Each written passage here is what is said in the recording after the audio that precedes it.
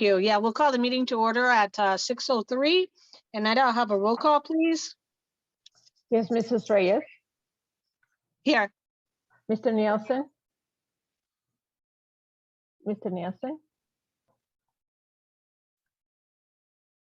I seen him on earlier, but I don't know if he's on now. He may have dropped off. Let's come back to him. Yeah, he's offline, I can see. Hi. There he is. Yes, Yeah, he did. I'm here. I think so. Mrs. Contreras. Here. Mr. Rader. Here. Mrs. Sashanak. Here. Thank you. All right, with that, and did you get that Mr. Nelson joined us? We have him. Okay, thank you. With that, we'll have a pledge of allegiance, please.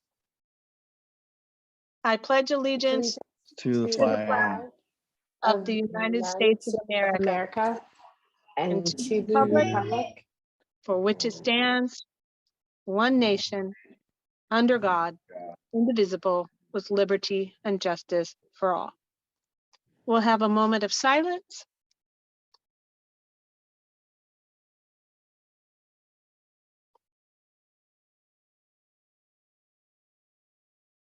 Thank you. At this point, I'll ask if there's any board member statements.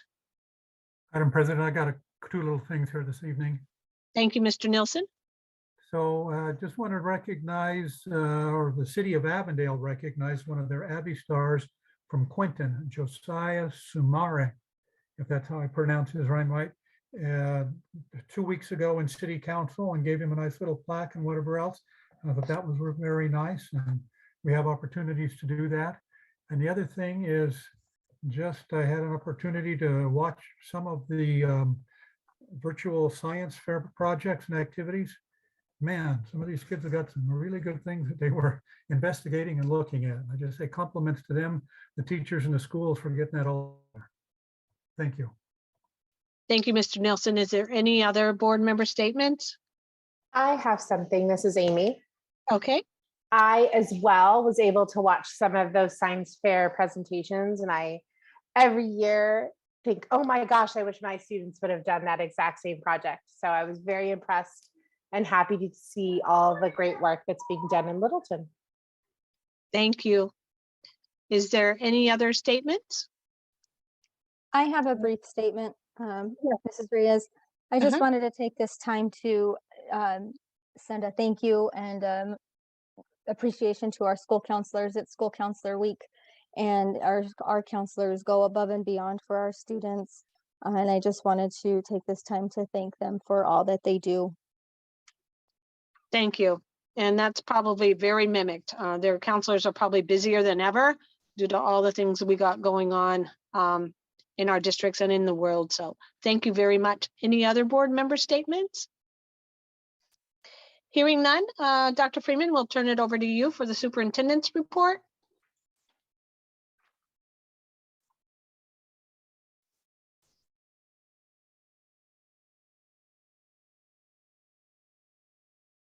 Can't hear you, Dr. Freeman. Thanks. I have the little ribbon at the bottom popping up, so I can't click on the microphone till it goes away. I know you guys know what I'm talking about. Absolutely.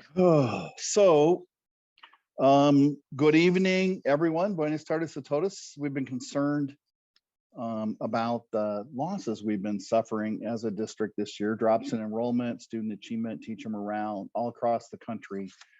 Teachers are expressing frustration with the impacts of COVID and the way educators are being treated.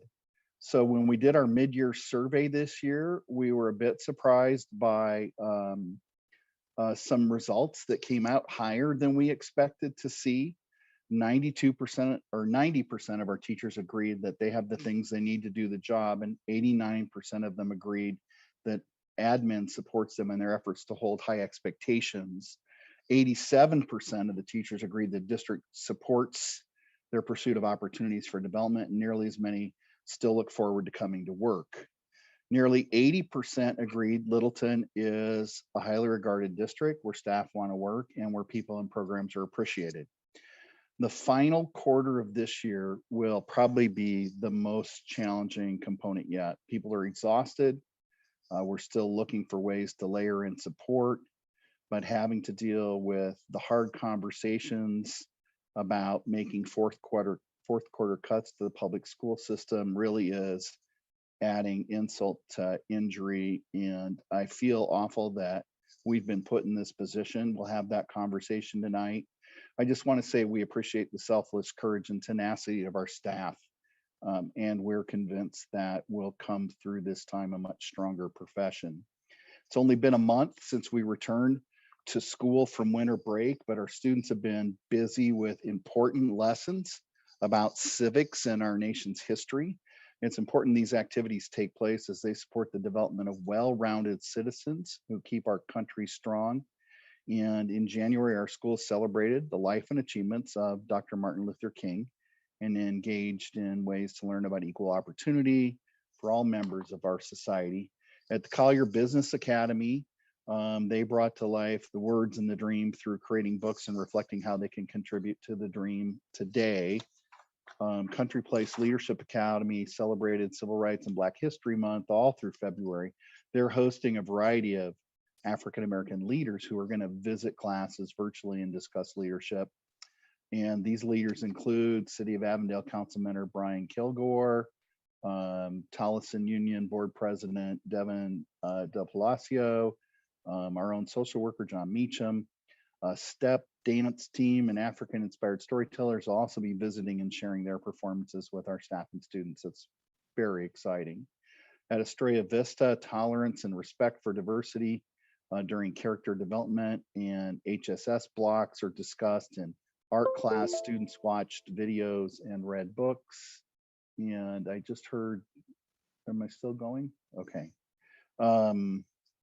Read books about African-American artists and their contributions to the art world. Fine Arts Academy kindergartners reflected on the attributes of Dr. King's legacy being dependable, friendly, caring, kind, cooperative, calm, honest, mature, faithful, peaceful, fair, brave, and confident. In fifth grade, the students listened to Dr. King's speech and created letters sharing the dreams they have for the world that we will live in. Littleton STEM Academy Firebirds shared a theme of what can help unite us as a class, campus, community, and country. And at Quinton STEM Academy, middle school classes engaged in conversations around Jim Crow laws, Civil Rights Act, and the 14th Amendment. At Tres Rios Service Learning Academy, students engaged in activities that taught them to appreciate the significance of Dr. King's work for civil rights and understanding the work that still lies ahead. This month, Littleton schools are participating in President's Day themed activities to support their learning in history for some of our most notable presidents. Students are conducting research, comparing and contrasting current and past leaders, envisioning how students themselves would run our country should they be president of our great nation. Sometime in the future, they're probably not ready quite yet. In the spotlight, Country Place Leadership Academy students are making connections between presidential leadership and the 7 habits of highly effective people. Estrella Vista 8th graders are learning about the election process and the importance of being informed voters.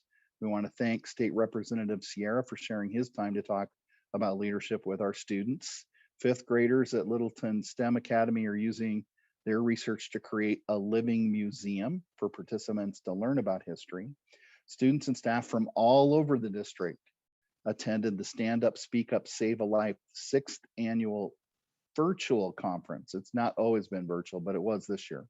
Guest speakers discussed various topics on COVID, bullying, cyberbullying, abuse, self-harm, suicide, and how to deal with traumatic experiences. The focus was on putting friends before friendship to prevent anyone from harming themselves. At the end of the conference, all the attendees collaborated and brainstormed ideas how to share the important messages from the conference with their whole school community. The Littleton District hosted our district spelling bee last month, and the spelling bee lasted 8 rounds. The winning word was avenue. The district's first place winner was Muriel Rascon, 7th grader from Estrella STEM Academy.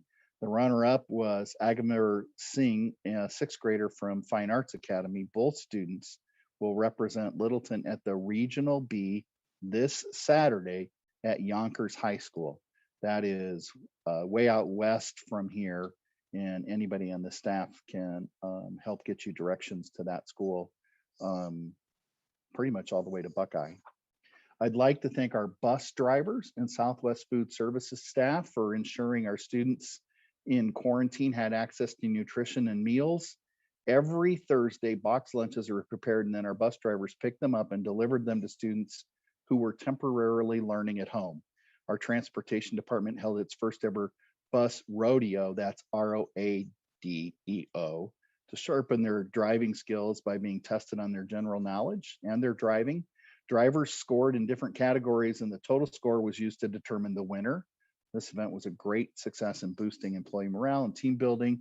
Our driver team is one of the best in the state. We're super proud of them and glad that they've stayed with the school district. And the winner of the 2022 bus rodeo was Joannette Garibay. Before I end, I'd like to remind parents, anybody listening who's a parent, anybody who's going to pick up the recording as a parent, if you haven't signed into Parent View, please get in there, enter your first and second choice for your schools, for your children for the next year. Remember, Littleton's a pioneer in school choice, and it's important that families make use of this opportunity to select one of our 8 school programs to best fit the needs of their students' strengths and interests. In closing, we want to express our appreciation to Marquita Porter and Elliot Friedrich for their generous $1,000 donation to our schools. And that's all I have this evening, Madam President. Thank you, Dr. Friedman, for all of the information. And we also congratulate our bus drivers. That's not an easy job. So we definitely appreciate them. It's a tough job and sometimes not always given its glory. So definitely appreciate all that they do. They've been fantastic. The whole last couple of years in COVID, they've done everything and anything, and it certainly, kept great attitudes while doing it. We just can't say enough. Yeah, they kept the wheels on the bus, which definitely was not easy, right? I can't imagine. So please give them our thank you as well. We do appreciate it. Next is, I think it's Ms. Vanderwater doing a program showcase. Are we ready for that? Yes, President Reyes, members of the governing board, Dr. Freeman, I am excited to present to you our program showcase for this evening. Tonight, Dr. Michael Cagle, principal of Country Place Leadership Academy, will showcase their signature school focus through highlighting their leadership instruction, mission, vision, community partners, and program enhancements. Dr. Cagle will share the impact of their vision, inspiring leaders to exceed, achieve, and dream. Additionally, Country Place Leadership Academy will showcase their Kids at Hope Student of the Month, 6th grader Alexis DeLeon, and recognize a dedicated volunteer, Mr. Craig Sandy Sanford. We are pleased to welcome Dr. Michael Cagle. Good Thank you. evening, Madam President, members of the board, Dr. Freeman, ET members, and members of the public. We're really excited to share some of the great things going on at Country Place Leadership Academy. I wanted to start out by sharing a little bit about our vision and our mission. Our mission is really to inspire our students to find their voice. We want to empower kids to lead their own learning. We want them to see their genius, to find their leadership. And we do that all through our leadership paradigms and also the 7 habits of highly effective people. So as Ms. Vanderwater stated, our vision is to inspire leaders to exceed, achieve, and dream. And that little acronym was created by one of our 5th grade team, including Mr. Chairlin, who's now our Dean of Students. In terms of purposeful instruction, we instruct with the 7 habits of happy kids, or the 7 habits of highly effective teens, or the 7 habits of highly effective people. It's modified for different age groups. We teach our kids the 7 habits, and again, those 5, in addition to the 5 paradigms of leadership, which include everyone is a leader. It is also that change starts with me. everyone has genius. We want to empower people to lead their own learning, and also we want to educate the whole child.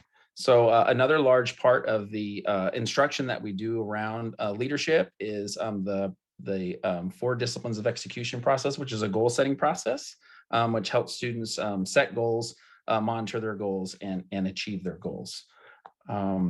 Some of our community partners, we have a lot of community partners that we work with, various levels of government, including our Congress, the state legislature, many representatives and senators from the state legislature, our officials from Maricopa County, also our city officials in Phoenix, Avondale, and Tolleson.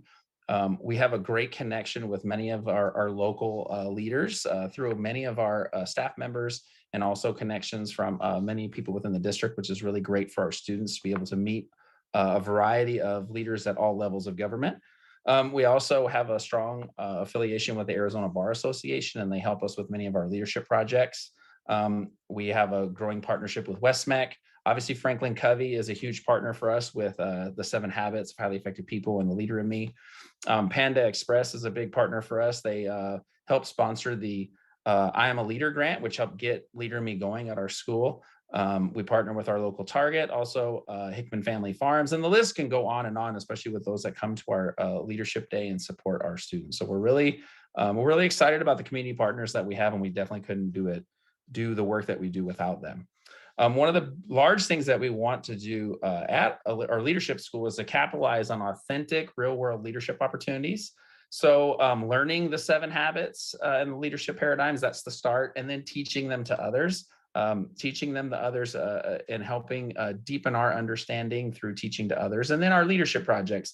One of the kind of upcoming exciting projects that we're working on with our 7th grade, with the help of social studies teacher, Mr. Larry Lopes, is a teen court. So we're working on bringing a teen court into our school, where students will be able to participate in mock trials and also support students in learning about how courts work, and also supporting them in being positive in our leadership culture.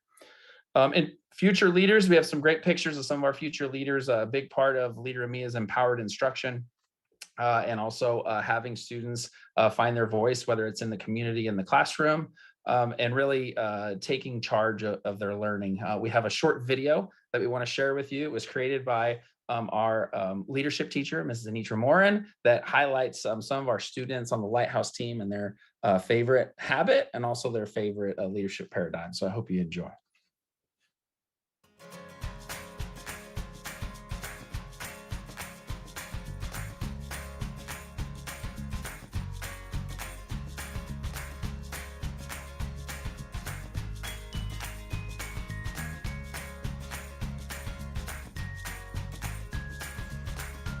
Habit 2, because you always have to have a plan in what you do, and I am a very organized person with the things that I do, and that habit really helps me out.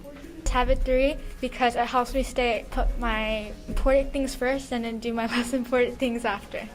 It's habit 6, because you can always synergize and play with others. It's habit 4, because everybody is fair for everybody, and everybody gets an equal part in everything.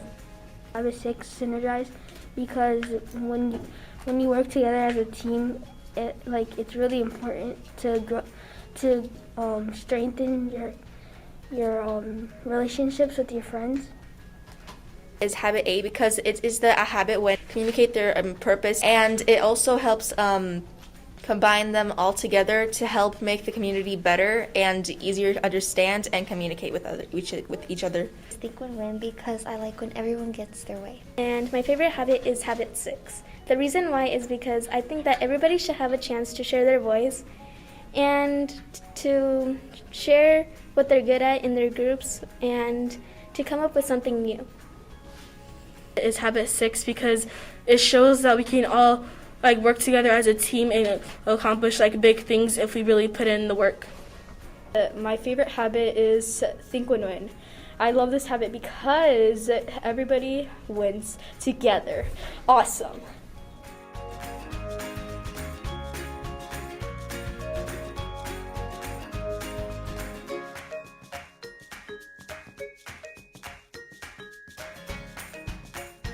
everyone is a leader because you could choose your own path as a leader. Everyone has genius because no matter how many times you fail, you'll always have the power of being smart and everything. I lead my own learning because you can't let anybody stop your learning, and you get to choose what you're gonna learn. I lead my own learning because when I learn, I do it by myself and I help others. Change starts with you. I chose this one because it's important to put yourself first. And I'm in service learning team. My favorite paradigm is change starts with me because I want to make a difference in the school.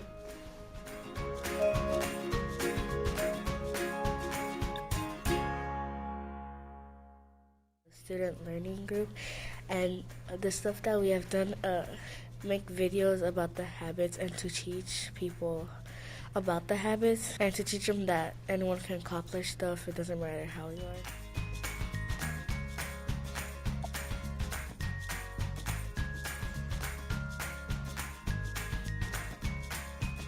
I'm in events and environment. We help the school by planning events, and we improve the environment of the school.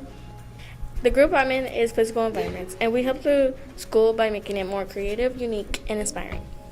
We also plan events like Leadership Day, where the community can come in and see how we use the 7 habits.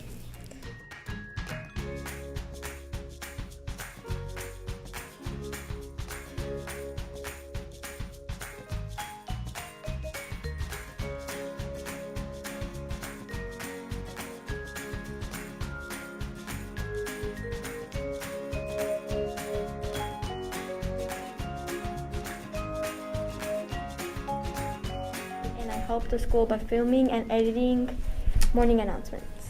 And I help the school by filming and editing morning announcements.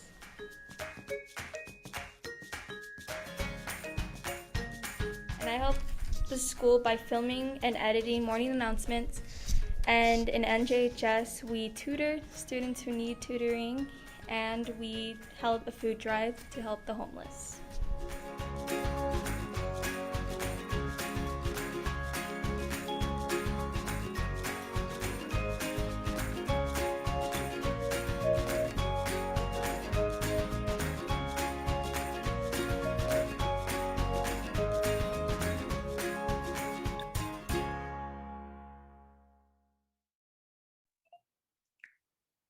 So thank you for giving us a little bit of time to kind of share some things that are going on at Country Place Leadership Academy, and wanted to open it up for any questions or comments from any of the board members.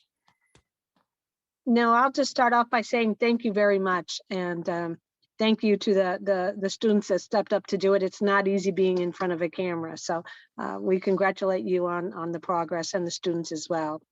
Is there any other board members that wish to make a statement? Hearing none, thank you very much. We appreciate your time. Thank you. So at this point, it's my understanding there is no call to the public. So with that, I will not read the call to the public announcement, but we will move on to the consent agenda.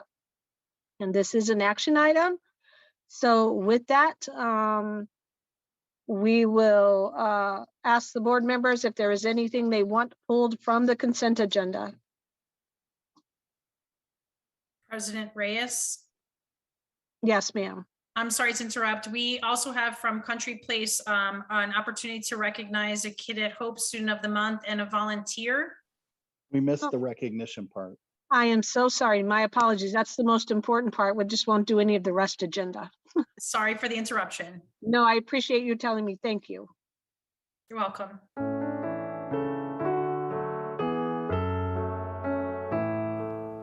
Hello, my name is Alexis De Leon. I'm a Kid at Hope. Thank you for nominating me as the Country Place Leadership Academy Kid at Hope for 2022. I am caring and kind. I try to inspire people to do the right thing by my example. I try to help others make friends, and I am honest. One of my aces is kindergarten teacher Mrs. Hans. Even though I am now in 6th grade, she is still my teacher. She is always there for my family. I also want to thank my leadership teacher, Mrs. Morin. She is very kind and is always there for me. She is funny and I try to help her make our school and community better. Thank you to Dr. Cagle for being so happy and positive. You make my family and I feel so comfortable at school. Thank you to all my fellow leaders at Country Place.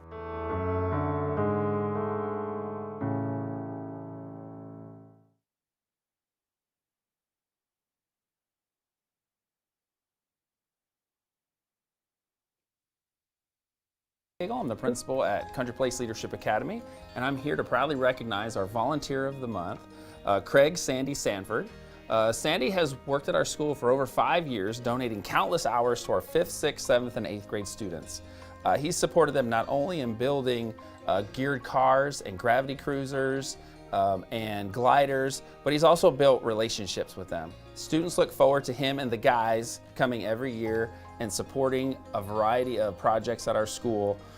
The guys, they're super positive, they're always there for the students, and we're just really thankful for their time. Sandy, thank you for your years of time, expertise, positivity, and most of all, just being you. Thanks for everything, Sandy.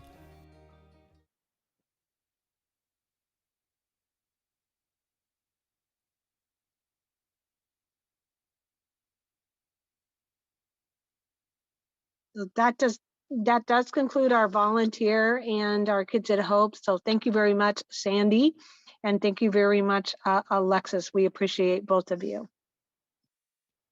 Is there anything else, Ms. Vandewater? No, thank you, President Reyes. Thank you, ma'am. All right, we'll move on to agenda item 8, which is call to the public. My understanding is there is no call to the public. So at this point, I will not be reading the statement. And we will move on to agenda item number 9, which is the consent agenda. At this point, I will give the board members opportunity to ask if they want anything pulled from the consent agenda. So please let me know if you want something pulled at this time. I hear no items to be pulled, so I will have someone make a motion, please. This is Mr. Rader. I'll move the governing board approve the items submitted for consent. This is Amy, and I'll second. Thank you, Mr. Rader and Amy. All in favor? Aye. Aye. Aye. Hearing no nays, the motion will pass. All right, we'll move on to agenda item 10. And I believe this turns over to Mr. French.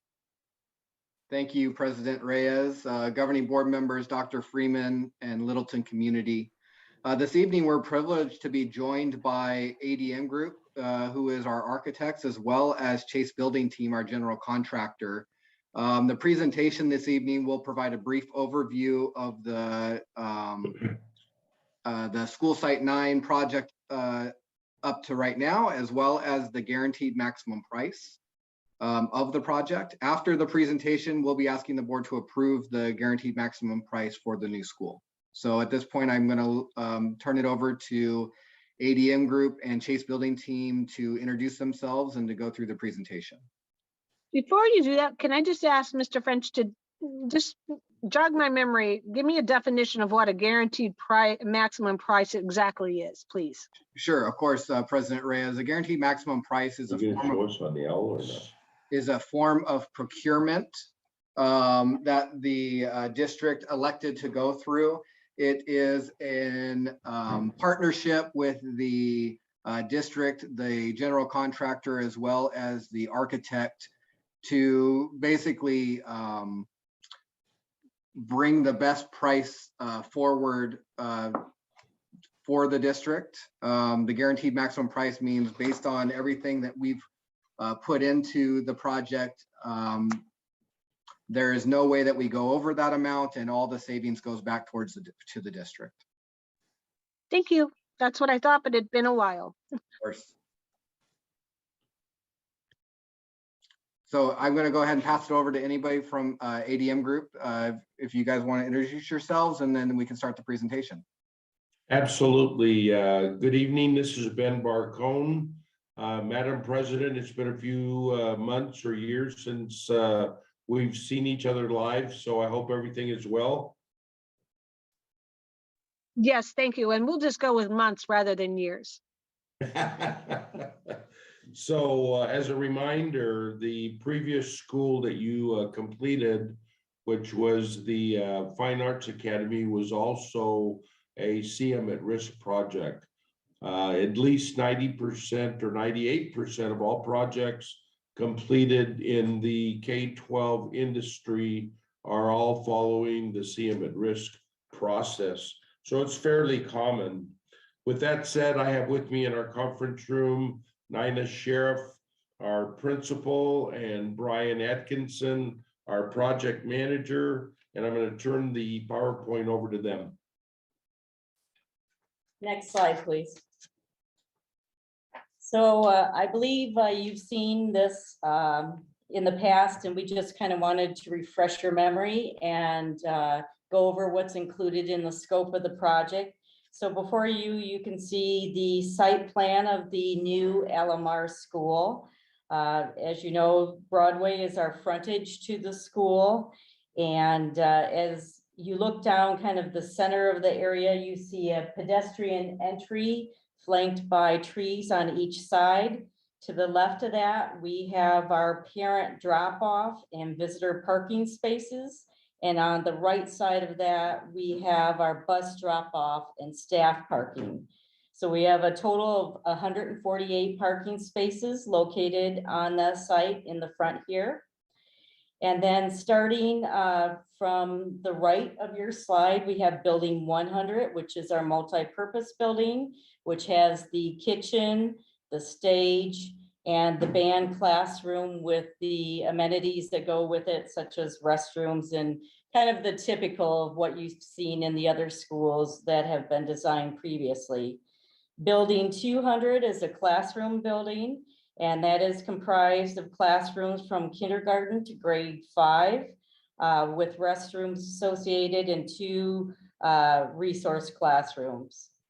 Moving over to the center of the promenade, there is building 300, which is the administration building, and located behind that is building what we call 300B, which is made up of our media center and our art room. And then to the left of that is building 400, which is classrooms for grades 6 through 8, special education, science, and 2 resource classrooms as well.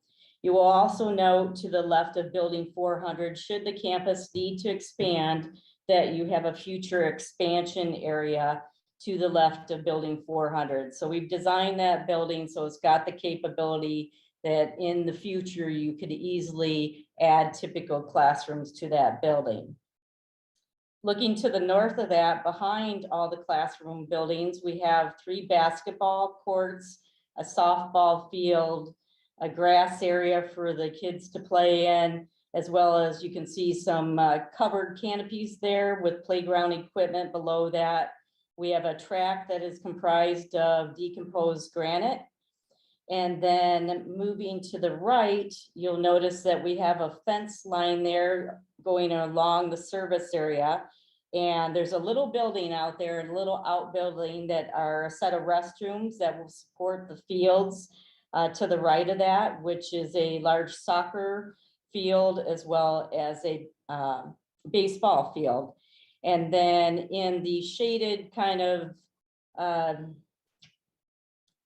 don't know, I would call it terracotta area, you can see there's a future parking there as part of the development. It will be decomposed granite. So in the future, or should monies become available throughout the project, we may be able to pave that to be asphalt parking.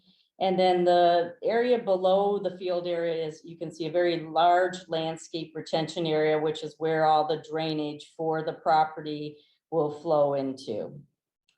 Any questions on the site plan before I move on to the next slide? Does the board members have any questions? Madam President, may I ask a quick question, please? Of course. Thank you, Madam President. Maybe this is more of a comment regarding how operationally this ultimately, is utilized. But will the the intersections there, so our ingress and egress is both at intersection points. Are those signalized? Do we know? Or is there other stop signs or other signals at that location? There are not signals at that location. So is there any, do you know, again, if there's any plans for that in the future and or how that might impact ingress or egress? Not that we're aware of, no. Okay, and then just, and I apologize that my questions are primarily about traffic flow. I actually have children at 2 different campuses, so I spend a lot of time in pickup and drop off lines. I'm curious, and again, this may be more operational than actual design, but the roundabouts within the parking lot, is that the thought process behind that is so parents might also use the parking area as drop off? Because I believe that's probably what it'll encourage. And a little bit differently on this site opposed to your other sites is because the cities have become very sensitive to queuing on the outside streets. You probably can't see it in the detail on your slide, but if you just try to kind of take a look at the drop off with the bus drop off on the right-hand side, you will see actually that we have 2 lanes coming in and going as you make that round. So as the bus pulls in, let's say you see 119th Avenue and Broadway, you have the bus entering in, and then as it turns to go in front of building 100 and 200, you can see that the buses have the ability to stop and drop off at the sidewalk there. But there is also another lane on the left-hand side of those yellow buses that allows traffic to flow through there. So as the buses pull out, there are actually 2 lanes making that curve as they go around. Then there's also the parking that is within the staff parking area that has that little roundabout area. So we're definitely separating the bus traffic from the parking area. Again, that same principle applies to the visitor parking and the parent drop-off on the left-hand side. So as the people come in, the parents come in, you have the ability for queuing of 2 lanes of traffic going in and making that curve as you go around, again, dropping off next to the curb there, and then pulling out and going and keeping that flow coming back out onto Broadway and the El Mirage Road area. So from that standpoint, it's a little bit different and allows more queuing to happen on site. So Okay, we have about, thank you for that explanation. I think, again, what I'm getting at a little bit is I don't think our preferred practice right now, and I could be wrong, Dr. Freeman, is for parents to drop off within parking areas. I think we prefer them to go through our queuing lines as a safety. But if you put a roundabout in your parking area, I think it naturally lends itself to parents wanting to skip your queuing lines and go into the parking lot and then use that roundabout to drop off their kids. And I can tell you as a parent who has to park because I have a disabled child, that's really annoying because then you can't get to the parking spots and or get out of your parking spots. And then I'll also note, again, this is just operationally, that we tend to block one of our queuing lines at many of our schools. So hopefully, I'm actually encouraged by the thought that we might actually use both queuing lines. And again, that's more commentary and less questions. So I appreciate your indulgence.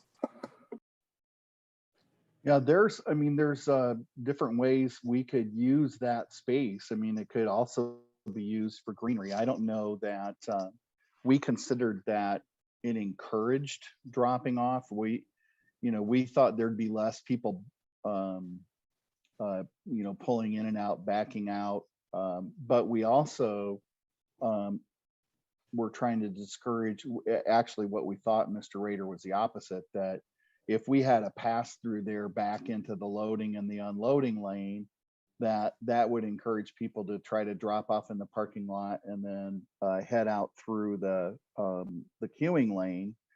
So I'm not sure which of those is the right answer. As far as traffic on Broadway, what we're working with the city is Brookfield's traffic study deals with everything, Broadway Road and into the subdivision, and our traffic study is everything from Broadway Road into our site.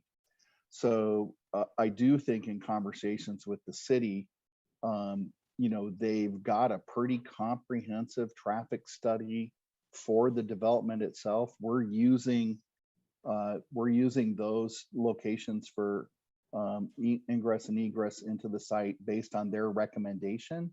And it wouldn't surprise me that as Alomar builds out, there'll be another traffic study to address those questions, those traffic questions. But for right now, we're using the established study material.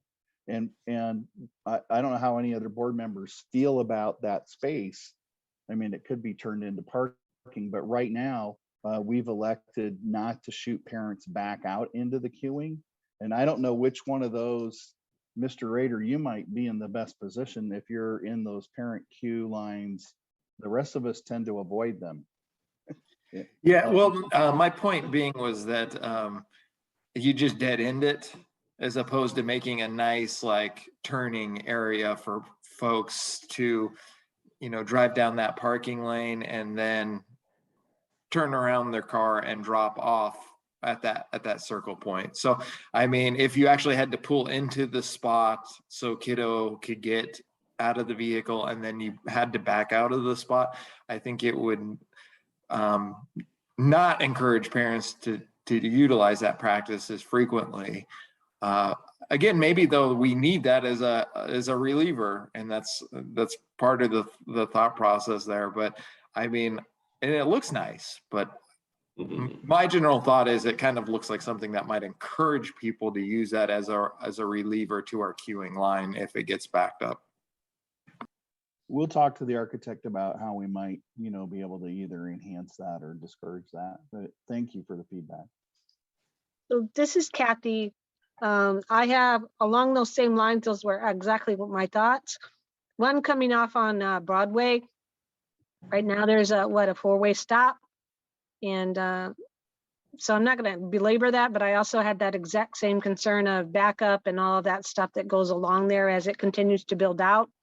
And you're not too far. I can't tell distance wise because I'm not that good at a visual layout, but I didn't know how far you are away from the stop sign. And that right off the bat sends all kinds of signals up. The second thing is on the traffic flow in and out. I am a parent who pulls in, parks, gets my grandkids out, helps them cross in front of the people waiting in line to drop off their kids. And for me, it works great. Then I back out and I'm using Tres Rios as the reference point, if you know that parking lot. And for me, that works great. That line backs all the way out and into the main street. In that case, it's not a big deal because it's not a main street. This will be Broadway if people don't keep moving that they're backing up into. And if it's any indication of our other schools, that could be a lengthy line.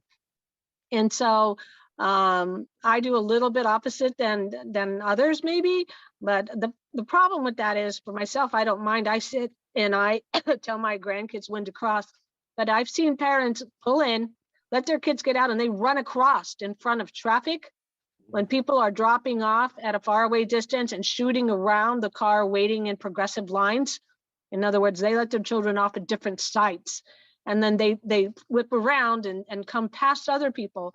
And that it is dangerous if you're not paying attention and children are just crossing. So don't need to belabor it. Those are just more my comments and things.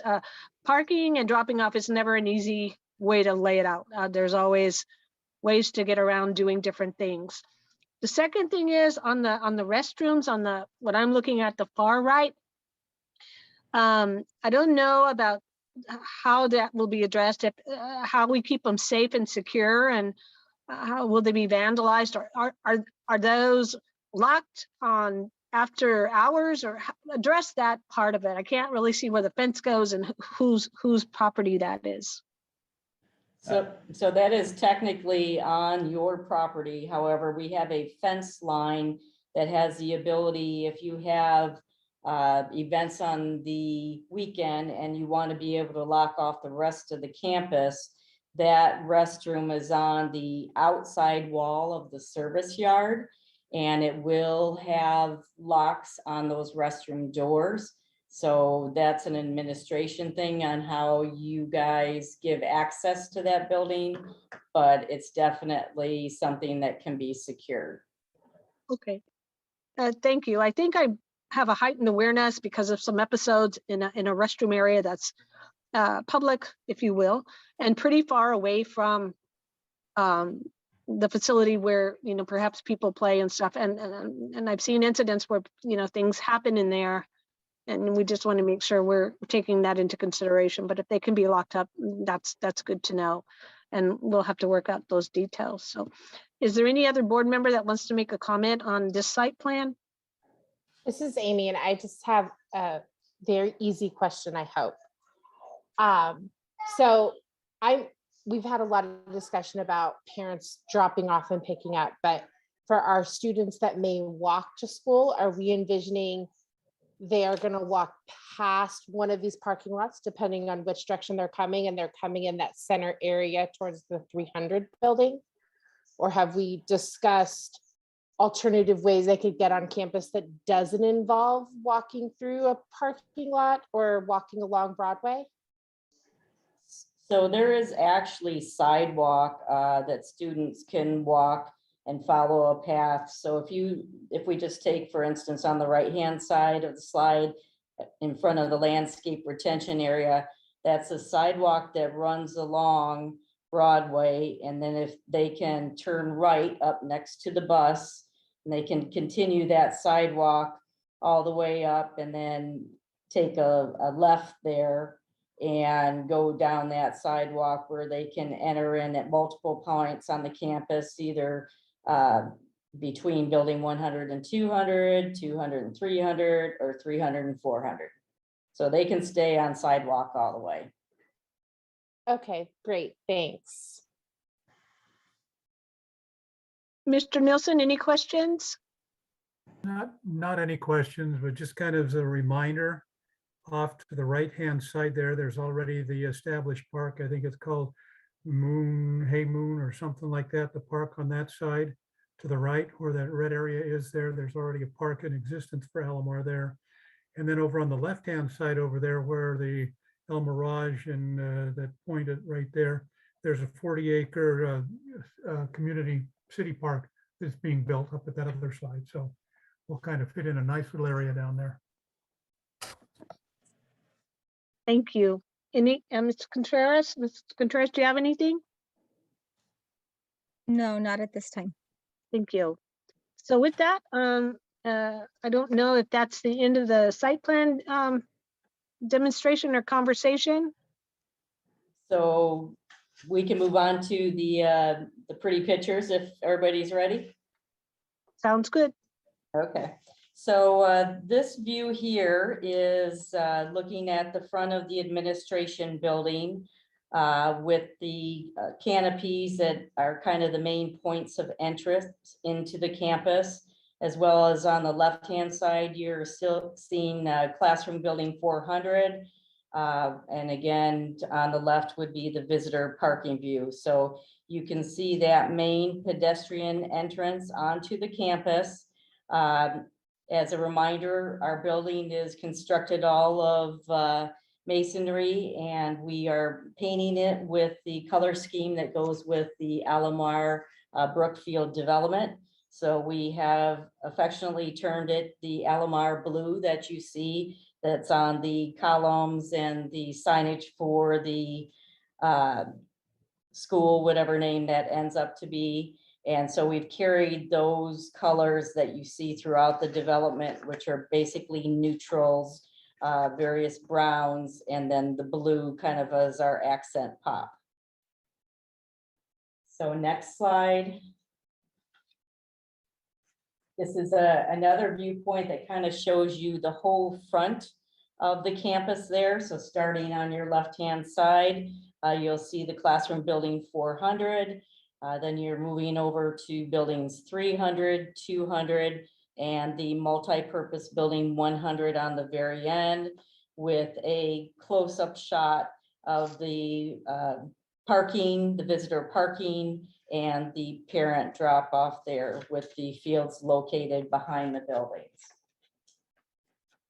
Next slide is a close-up of the main entrance into the school campus. So as you can see, we've designed some benches along the front for students to wait for pickup, and a main entrance point where they can come into the administration building, which would be on the right-hand side of the picture there. And then, you know, create benches and the flags and so on at the front to make it a very welcoming feel. Any questions on the design? No, I don't hear any.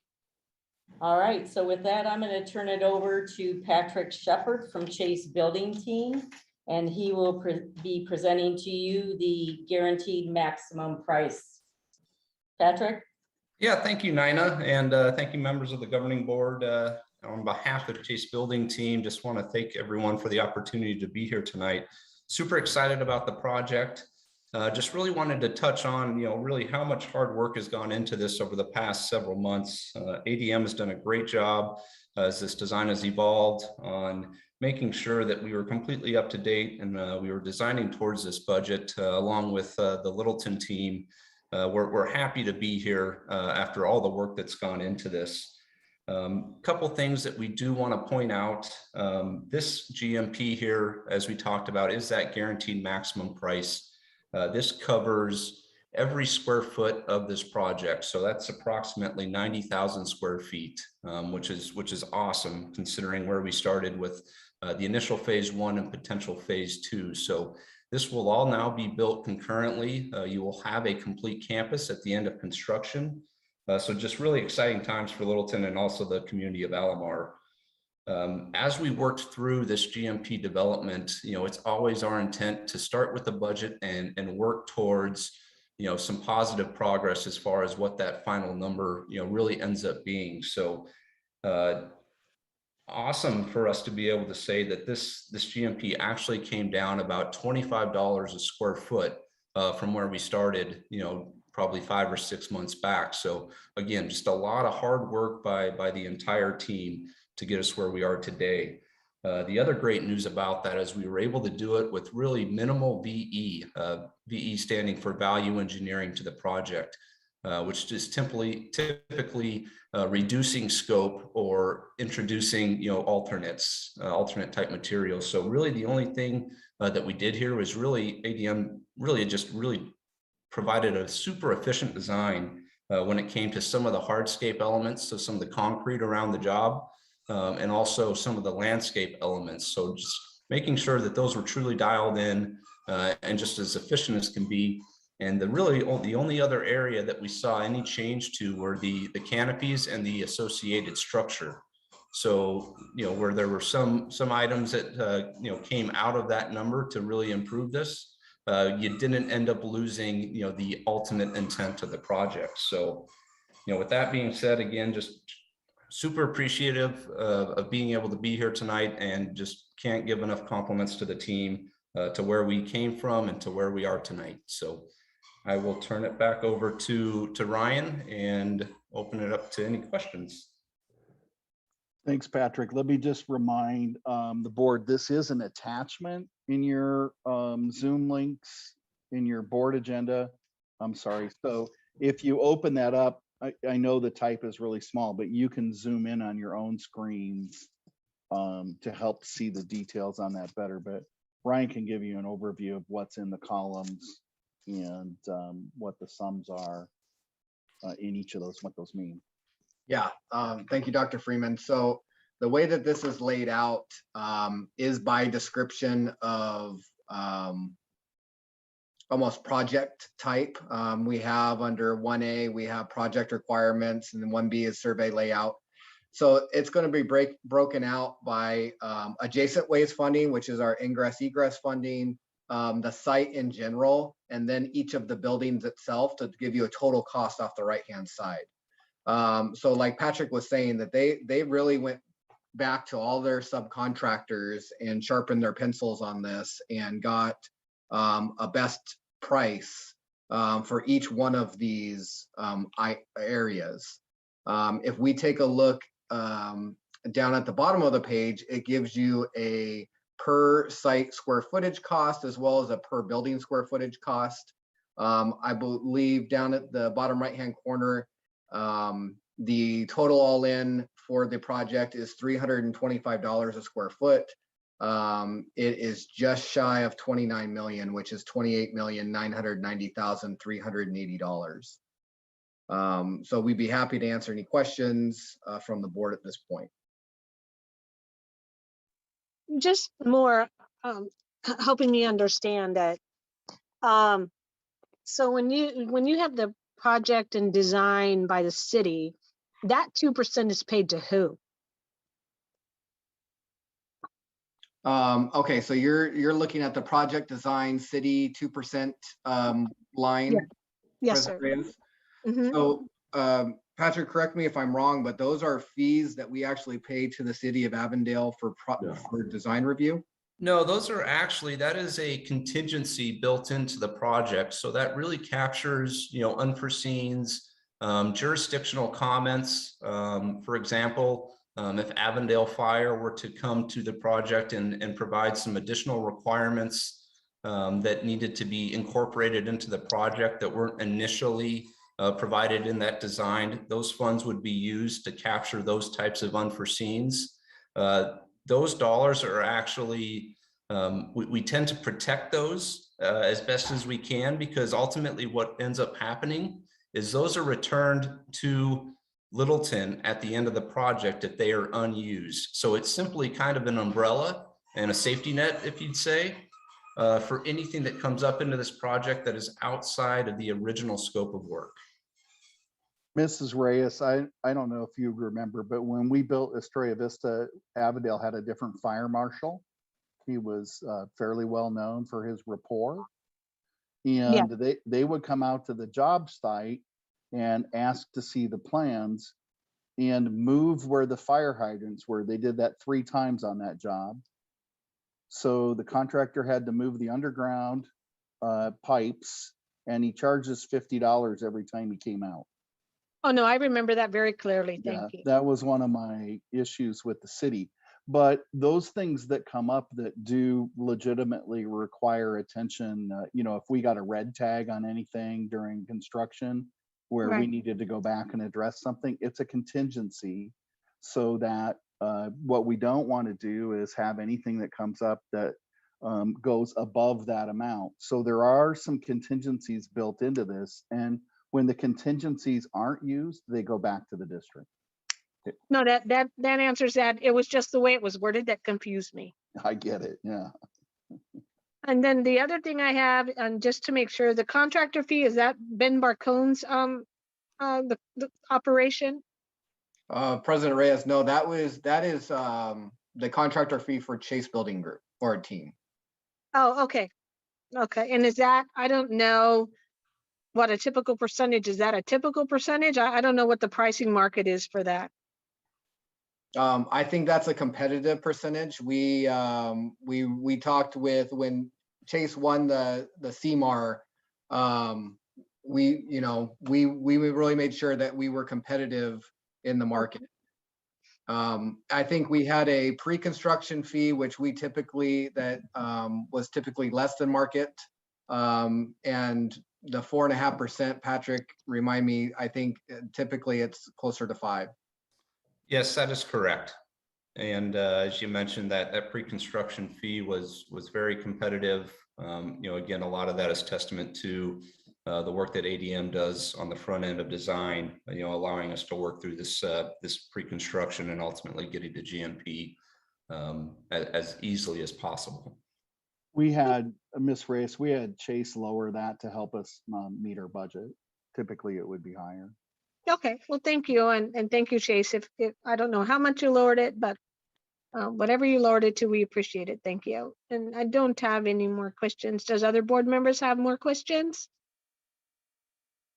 Ms. President, I don't have a question per se. I just wanted to express my gratitude to our staff as well as the Chase and ADM group for bringing this plan forward.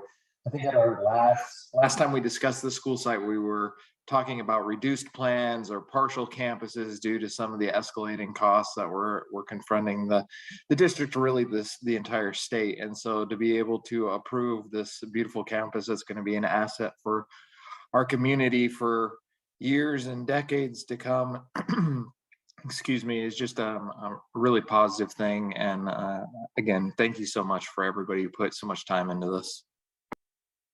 Thank you. What's the completion date of this?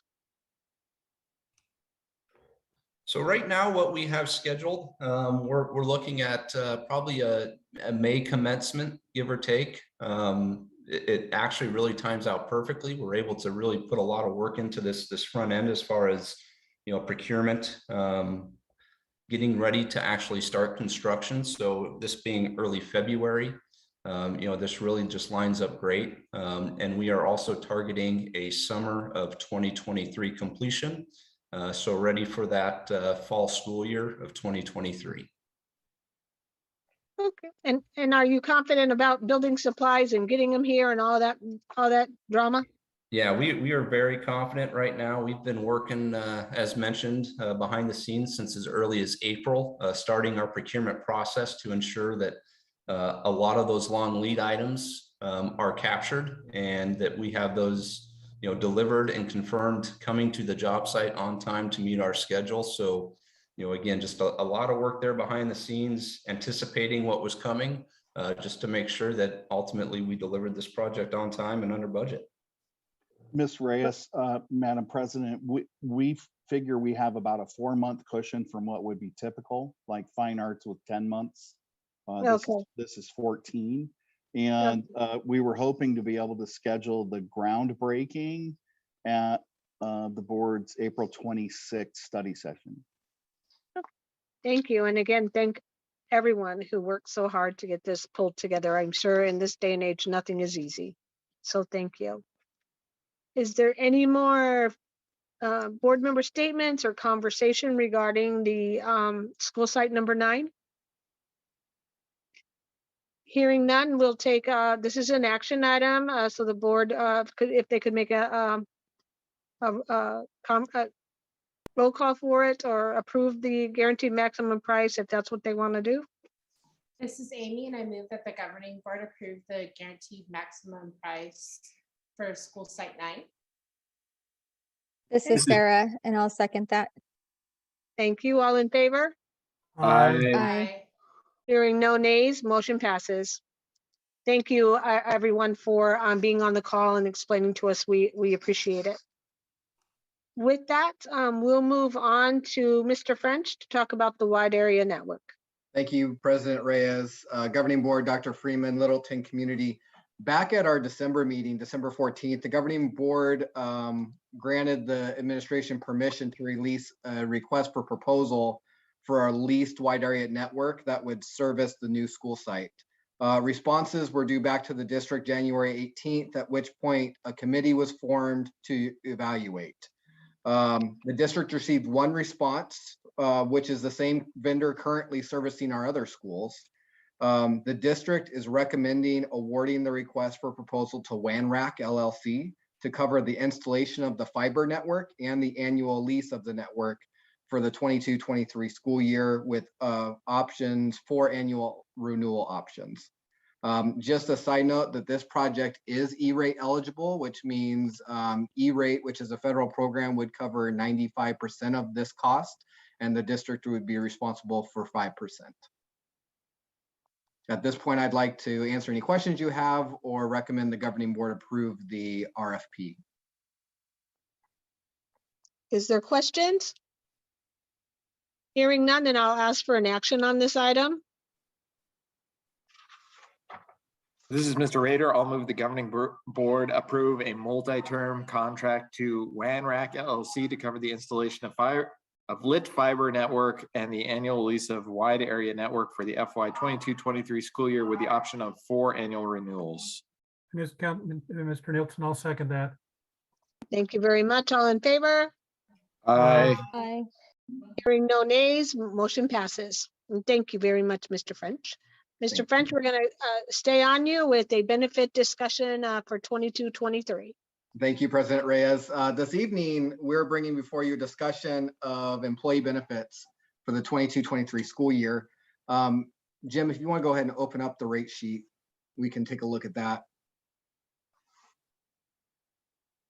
Okay, thank you. This document is in a slightly different format than what you're accustomed to because the district is still in negotiations with the provider for all of our ancillary benefits, such as dental and vision. In review, the high deductible plan, if we take a look at that top plan, the high deductible base plan, the individual and family deductibles, max out of pocket expense, and district paid HSA contributions would stay the same for the new fiscal year. This fiscal year, the district provided employees a $300 district paid HSA contribution for the coming, and also they provided a $500 match if the employee contributed to $500 to their HSA account. For the coming year, the district is looking into the possibility of adopting a menu of items an employee can choose from to become eligible for that HSA match. I think the concept here would really be to help them. These menu items would be wellness items to help them stay up on their health. We do know of at least one other surrounding district that has adopted a similar approach. If we take a look at the traditional plan, the traditional medical plans, individual and family deductibles would remain the same from this school year, and the district plans on moving the max out of pocket to match the high deductible, high premium plan. We do plan on bringing this item back to the board once we finalize rates of our ancillary benefits. Because this is a discussion item, I'm open to any comments or questions that the board has at this time. This is Kathy. What's your anticipated rate increase and who's absorbing that? Employees? Is it being pushed to employees and employers, or what's your thought? President Reyes, we did have that conversation with Valley Schools, who's our insurance provider. We are covering the employee only cost of that. And then there was a rate increase for spouse, children, and family. The recommended rate increase was 16%, and 10% on pharmacy and 7% on medical, I believe. And so then it's the city picking up the employee rate increase? Yes, Madam President, the district would be covering the employee rate increase, and there would be employee rate increases for spouse, children, and family that the employee would be responsible for. What percentage of payroll is that? That increases? It's just a little over $300,000 for all of the employee belly buttons, not including spouses and children and family members, all in. Okay. Thank you.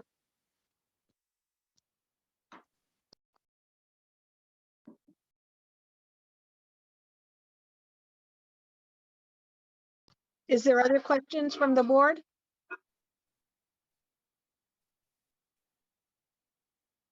Hearing none, this is just a discussion item, so no action is needed.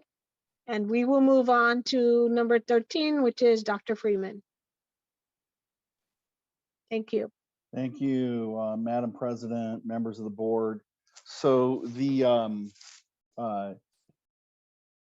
we did have, a pretty significant increase in some of our medical due to COVID, and we're dealing a lot in the legislature with ramifications of the pandemic and COVID. I'll talk to you a little bit about some of the bills. You can see in your backup material so far in the legislature, over 1,500 bills have been introduced. There is a big group of bills, 3, expanding vouchers.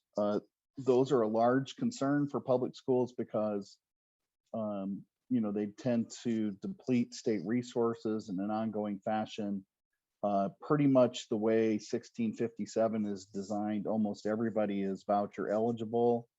A lot of parent groups and other groups are organizing to try to stop these bills, but climate in the legislature is, I think, pretty responsive to alternative models to public schools. And so we're not sure where this is going. We're definitely watching it and extraordinarily concerned about these basically alternatives to public schools. And if you scroll down a little bit, Jim, you'll see some other bills that we're paying attention to. House Bill 2112 really is restricting what teachers can say. And the concern we have about a number of these bills, there's at least one legislator who wants civil penalties on a lot of these school things. I'm not sure if the one on the flag is up there.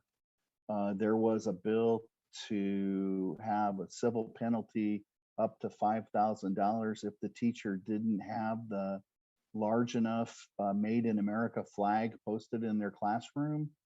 And that legislature thought 5,000 was too low. One of the big controversial bills moving right now is the requirement of all learning materials to be posted online. There's also one, you can see Senate Bill 2439, that all the library books, the catalog of library books is online accessible to families. People are very concerned about that and what the ramifications would be. Obviously, we're not really concerned about the titles that we have in our libraries, and I don't think we're really concerned about making our catalog accessible. What we would be concerned about is the time and effort we might need to go to respond to every concern anybody else had, as opposed to just using existing board policy to object to curriculum materials. So a lot of these things are a big concern. It's not as much a concern to us as it is to our high school partners. House Bill 2414, again, making it legal for students, seniors, to have guns, loaded guns in their cars in school parking lots. That's a big concern to our high school partners. You can see the list of the detail in that review. There's also the organization Greater Phoenix Education Management Council and AZMAC, which I chair this year, again for a second year. Our executive director puts out a legislative report, and so we've attached some of that. It's a lot of detail. I don't know that members want to go through it, but you can see a lot of things happening in the legislature, especially related to schools. One of the things that's not happening in the legislature is movement on the aggregate expenditure limit. And there are a lot of ideas being bantered around in the education community about how schools might deal with that.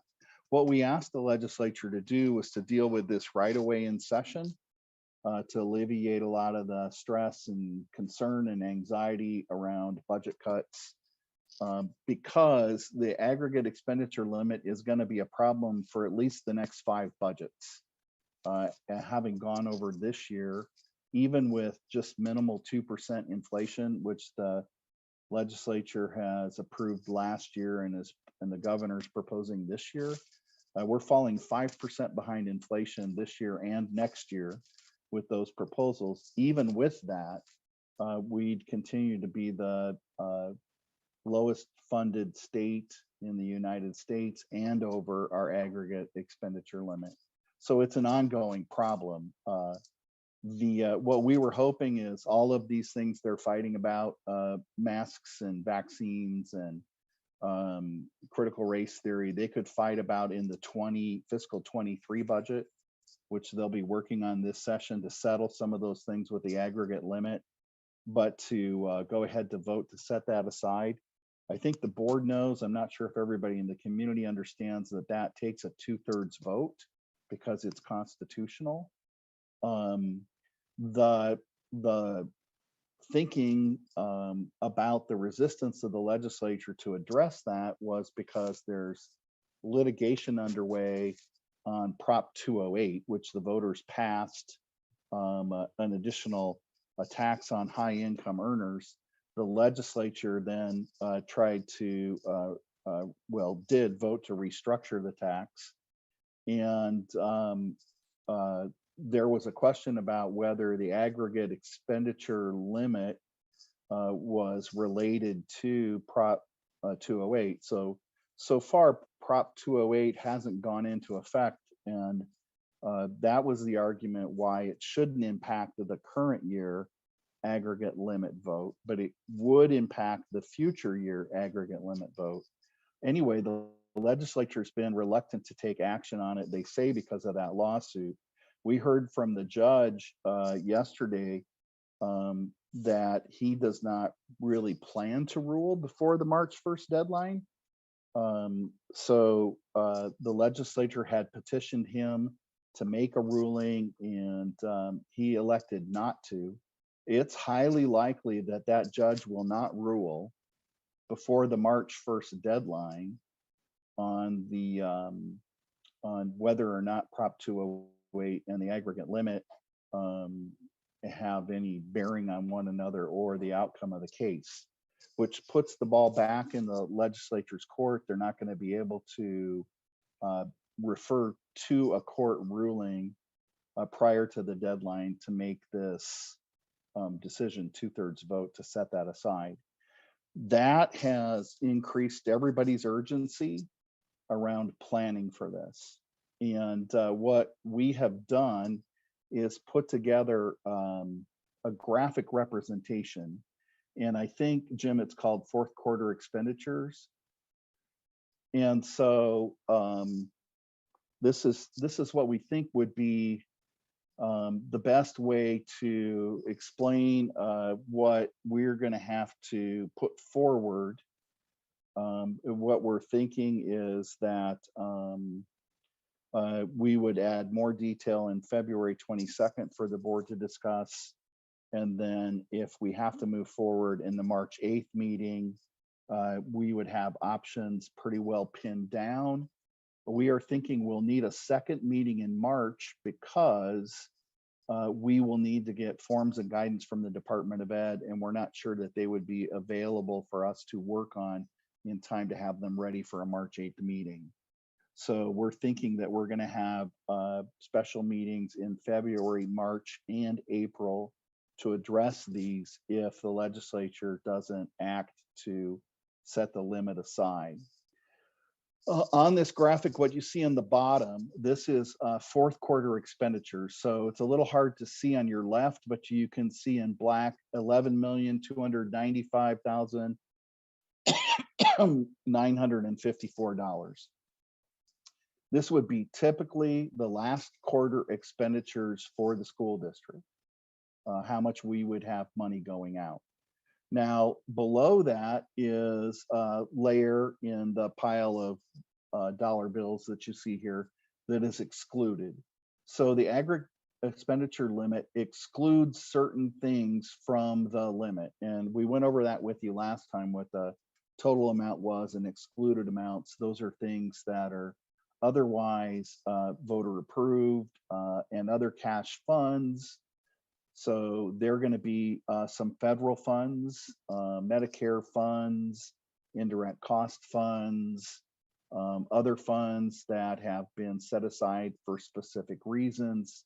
So for instance, there are some federal funds for special ed and other things that can't be spent other ways. So those are on the bottom of the pile, and they're really off the table for us to do anything with. The other is essential costs. And we've put 2.2 million of the budget, the 11,000,003, into this category.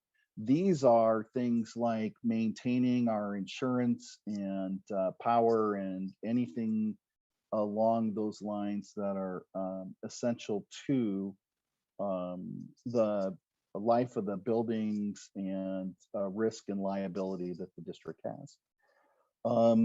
Then what you have is remaining. You would have, if you look at the next two numbers, 2,315,000 and 7,780,000. If you take those three numbers, the essential costs, the reduction, and the remaining funds, that's going to add up to the 11,295,000. So what we would have remaining is 2.3 million. We would have to do a reduction of 6.78 or 6.8 million. What we did is looked at how much of the fourth quarter 2.315 million covers, and that's about 25%.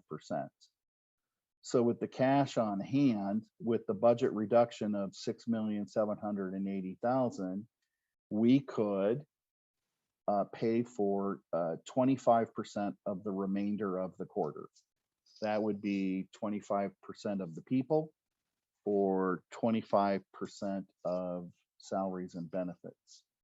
So just as we talked before, when we were doing raises or we're doing cuts, the discretion of the board is always, do you want to pay more people or pay people more if you're adding money? And if you're subtracting money, do you want to pay less people or pay people less? You can see that this impact is pretty dramatic. What we did is looked at other cash funds that would be excluded that could go toward continuing operations. And we don't have enough cash funds to get to 100% of the reduction. If we did, we would have no cash going into fiscal 23, and fiscal 23 is also subject to another expenditure limit. So let's just say this year the expenditure limit cuts 16.5%. Next year, the expenditure limit cuts 16.5% again. If you moved all of your cash into this year and had none for next year, you would have to cut 33% of your budget in fiscal 23. Because you have a 16% cut and you're 16% short all the money. Well, it wouldn't be 16%. It would be, in this case, 11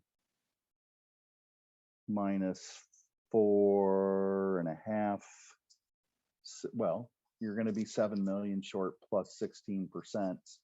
Actually, it's about the same because 6.78 is 16% of the excluded funds. You see, the problem is that if you try to borrow from fiscal 23 to pay for fiscal 22, and you get cut again in fiscal 23, it'd be like 2 cuts next year to save this year.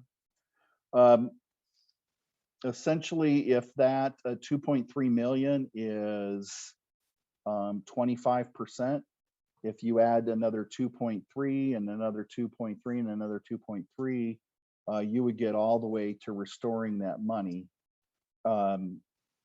If we did, for instance, took all of the carry forward cash we have this year, which is a larger number because we had ESSER money last year, it would get you to 50%.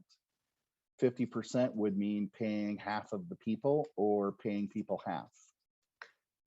If we completely exhausted the cash, we could get to 80%. 80% would be a 20% pay reduction in the fourth quarter for people. That would equate to a 5% salary reduction over the course of the whole year. You're putting the whole 5% from all 4 quarters into 1 quarter. Feels like 20%, but we'd be completely out of cash. So this is a little bit of the, laying out in numbers, in proportion, the scope of the problem. The early discussion, we need to have before we start to develop scenarios is, for instance, if we wanted to do 40% or 50% or 60% of what would be typical spending. Basically, every 20% is 1 day of the week, right? Monday is 20%, Tuesday you're at 40, Wednesday you're at 60, Thursday you're at 80, and by Friday you've done 5 weeks, it's 100% of a week. So if you did 40%, you'd be doing 2 days a week. If you did 60%, you'd be doing 6 days a week. If you wanted to reduce the number of people working, you wouldn't have enough people to cover twice as many kids. You could have half the people working with the kids coming every other day, essentially half the time. You could work 25% of the fourth quarter, maybe a little more depending on the calendar, and end the school year early. You can see that as we toss these ideas out, there's none that strike you as a good idea.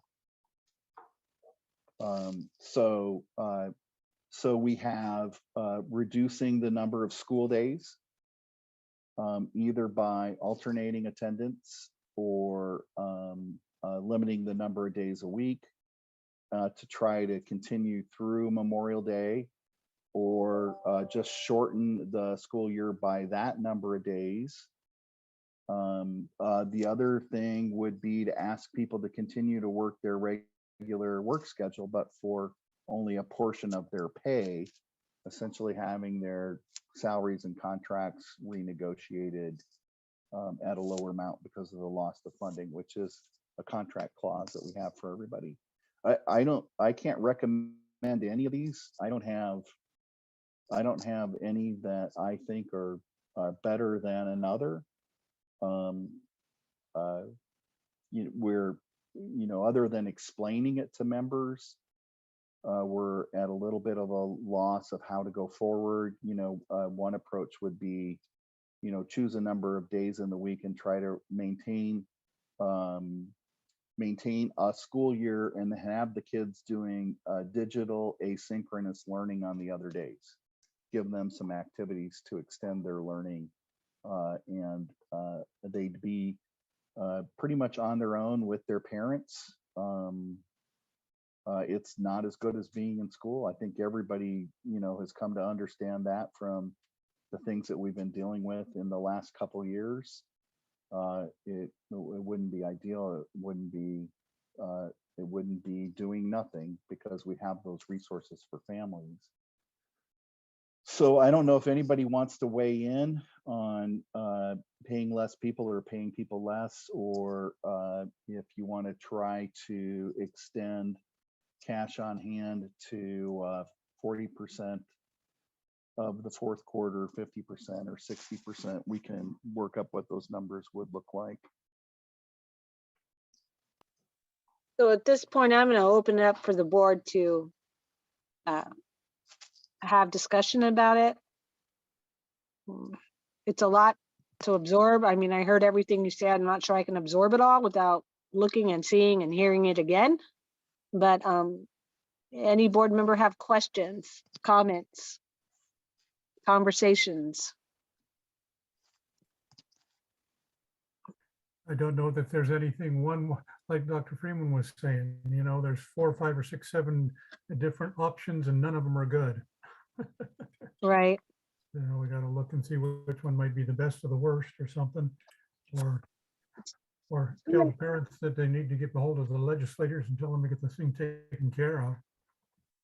So the other thing I thought of that is not equated to is, if this comes to pass, I absolutely am convinced, and I could be wrong, but parents will just pull their children. They will take them to charter schools. They will take them to, the schools of choice that may not have, for whatever reason, may not have the same funding issues or others. That would exclude public education for the most part, I would assume, but I don't think you're right, no scenario is good scenarios, but when you start telling people we're cutting school years or we're cutting time, or basically asking people to work, none of those are good. And I think people will look to pull their children and figure out, where do they get an education? And that'll just create more havoc on public schools. So that's a little Well, different take, but I am concerned about that. President Reyes, I mean, that's exactly what we perceive the intent to be, is if you wait till the last minute to override this, or maybe you don't, people here continue to get paid, but faith in the system has already been lost. Agreed. And so people are looking for alternatives. And, you know, in the bills I reviewed before this presentation, what the legislature is setting up, first of all, they're giving inflation to charter schools and not cutting them. They want to have more ESA so everyone is eligible, you know, more STO support. So the direction they've been going in the bills they're putting down are to provide more ample alternatives for people to their public schools. And so first you leave everybody in this situation where you have to discuss these disastrous draconian cuts, scaring the teachers and everybody who works here nearly to death, and the salaries aren't great to begin with. You know, given the inflation and cost of living, our appropriations from the legislature haven't kept up with the increase in our employees' living costs at all. Then you add this, and then you add more money for ESAs and give inflation to charters. It's not even veiled at all that their intent is to switch the system from being, you know, a public school system intended to serve everybody in the community to a community served through other choice options. We think, yes, if we cut days, if we cut service, they would go to other places. I don't know that there's that many spaces in other places, but you could take those vouchers and join other kinds of school networks, micro schools, some of the other ones that have been in the news that people are promoting now. So this is creating a lot of, you know, free market education alternative momentum, and I think those of us who believe in schools being the heart of the community think that's bad, and other people who believe in making education into a free market so they can make a lot of money off of it think it's good. And those are the two forces at work. Like I said in my opening remarks, I'm sorry that we're even having to have this discussion. It's painful.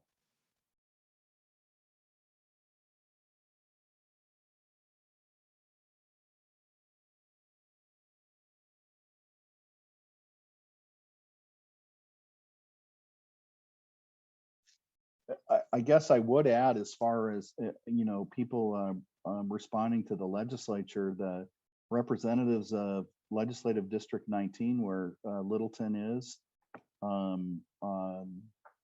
Senator Contreras, Representatives Espinosa and Sierra, have all been working to help get this passed. It is the Republican leadership, some of the conservative enclaves of the state that are resistant to this. So I don't know that it helps to call senators and representatives from districts where you don't live, but calling the Senate President and the Speaker's House offices, President of the Senate Karen Fann and House Speaker Rusty Bowers may be the right people to share concerns with.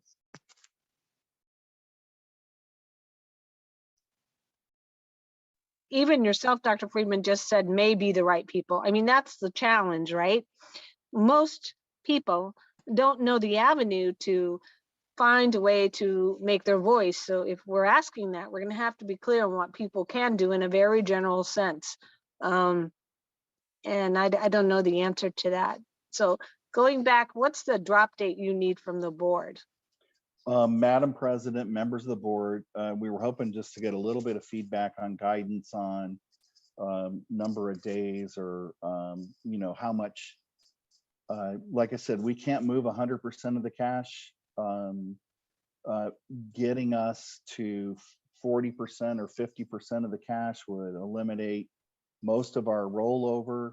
You know, it gets you from a quarter of a week to 2 days a week to 2.5 days a week, or reductions in pay that might be palatable if you tried to stay open.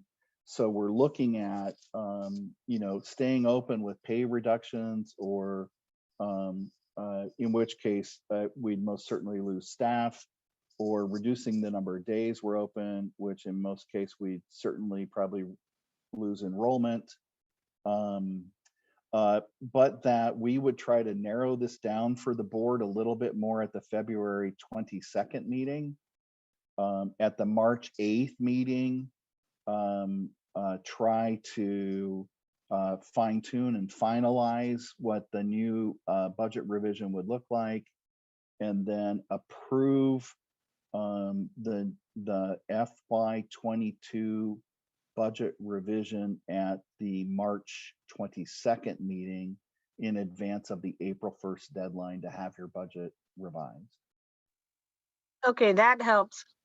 For me, I'm just going to say I'm not ready to give you any feedback. I'm sorry.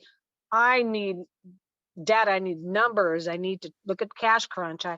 I heard all of what you said, but I'm not sure right now I can comprehend it all and in a rational mind. And I'm okay if we need, you know, an extra session or something, and I'll let the rest of the board weigh in on if they have thoughts today. Mr. Nelson, do you have a thought? Kathy, I'm kind of like you. I mean, we've got some numbers here. We've got some possibilities. I think we just need to see a little bit more what's going on, and like a little bit more time to digest and think about what we got to do. Okay, Mr. Rader. Yeah, no, thank you very much, Dr. Freeman, for bringing this forward. I know I had mentioned at the last meeting, I thought it was important for people to understand the scope of the cuts we were talking about so that they could begin advocating on behalf of them, of the district and their students, just based on what we're speaking about. I guess what I would like to know a little bit, and I'm sure you're working with our surrounding districts, is I definitely wouldn't want Littleton to be out of, you know, certainly we have to make decisions on our own, but certainly would want to be in concert with what the high school district and maybe some of our, you know, surrounding school districts were also thinking regarding reductions in the school year, so that, you know, again, it's uniform, so it doesn't look like we're doing something that others are not. And then I guess as far as just the reduction of our reserves, I think it would be a matter of taking a look at what made the most sense. We certainly can't go down to zero. You know, you can't risk running into the negative. That's just poor policy, even though all of this amounts to poor public policy. And then, so I guess I would be looking at, you know, how long could we go, and where would that logical cutoff point be? I mean, to me, like 1 or 2 days a week doesn't make a whole lot of sense for parents, because you can't plan. Like, great, my kid goes to school on Monday and Wednesday, like that doesn't do me any good, because now. So to me, I again, keeping all options open, still in the very preliminary stages of these discussions, to me, it makes sense as far as continuing normalcy as long as we can until essentially we run out of money, and then concluding a school year considerably early. Again, just preliminarily, it sounds like what would be most feasible, or a four-day school week where Wednesdays are completely off. But you know, 1 or 2 days I don't think is a real good option for families. Yeah, I mean, I think if you could make it work, having the kids do asynchronous remote work on Wednesday wouldn't be the worst thing in the world. We might, you know, be able to get through the fourth quarter that way, but I mean, there's no cash left. One of the issues we're having in comparing districts is people's cash reserves varies dramatically. So Tolleson Union has a tax base that's way larger than ours. It is in student enrollment completely disproportionate, where their enrollment might be twice as big, their tax base is 9 times as big because it covers all the way up to the football stadium. So when they have an election, they're able to generate a lot of cash. They probably have enough cash to get through 3 years of this. And we, would barely have enough cash to get through 1. Other districts are going to have some cash because of the ESSER infusion in prior years allowed them to have rollover, but there's a lot of districts that would have no cash. And so that cash reserves and economic stability varies by how people have spent money in the past and how much accessible cash they have through their tax base and other things like that. So cash isn't a thing that necessarily equates equally to enrollment. It has all kinds of other factors underlying. And so some districts would have no cash reserves. They wouldn't be able to do anything. We would have some. Tolleson Union, because of their budget configuration, ESSER, and the way they spent money, has 3 years worth. You're not going to find, well, high schools are funded at a higher level to begin with. So that's going to be tough to compare, but believe me, we're all talking. Mrs. Sosnick, did you have feedback?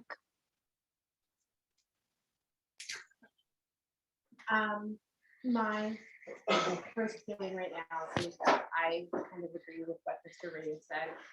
I want us to go as long as possible in keeping things status quo, but I also don't want to completely empty out all of our reserves so that we can't start up the year as we start, the next fiscal year. So I would love to see some more detailed scenarios or examples if possible, so that I could really get a visual for what exactly our options are if we need to do this. Okay, thank you. Mrs. Contreras? I'm going to agree with Ms. Sosniak and the rest of the board. It's a lot of information to process and a lot to take in. It's a scary situation to be in. I mean, the options that Dr. Freeman went over are, they're not ideal. They're not something that we want to have to consider, but at the end of the day, we may have to. I fear the effect it's going to have on all of our stakeholders, our students, our staff, our community. I'm a parent myself, and then I'm also an educator, so I, both sides of it. I'd like to see some visuals, some data. It's just a lot to take in and process right now. So I wouldn't mind, reviewing this, later with some hard data and numbers. Thank you. So Dr. Freeman, it sounds like the board would require or request to put together some scenarios, maybe giving scenarios of everything that you've kind of just went through, going as long as we can using whatever cash reserve we have. And I don't know what is recommended based on the percentage of cash reserve you should have. That we will rely on others with that expertise. What would it look like going to maybe 1 day of, learning online? Does it really save enough? Is it worth it? All of those data points, if you could touch on, and then we will have a better idea and have a better conversation of what it would look like, and maybe know more about what legislation will do as we inch closer to the time. So I think that's what I'm hearing is the directive. Yeah, I mean, it makes sense to me, and we'll continue to work in that direction as best we can pin these things down. Our best hope is in the next 2 weeks, the legislature takes action to resolve this. And then our discussions turn to fiscal 23, things that we might do to prepare for similar challenges in the future year, actually be able to manage expenditures and reserves in a way that's foresightful, not reactive, but proactive, and that they take action before the February 22nd meeting. There's a lot of people who think they're going to wait right till the 11th hour on the 28th to reach any kind of agreement to move forward. But we can hold out hope that they'll do something else. I think most of the local media have picked up on this. I saw one story where the TV station showed a picture of an atomic bomb mushroom going off. So I think people generally get the seriousness of this. I think the majority of families in Arizona support their public schools. I think in the majority of families in America support their public schools. I think the legislature who's trying to push these alternatives is out of step with most Arizonans. And so hopefully we can get our bearings back and get back on track and be able to, once again, be able to plan to serve our community in ways that make sense. And like I said, it's just about heartbreaking to even have this discussion. I'm hoping we don't have to do it again, but we will continue to work on it and try to give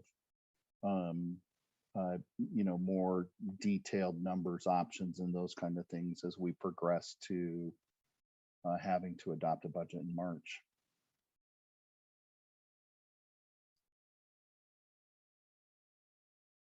No action is required tonight. We just wanted feedback from the board.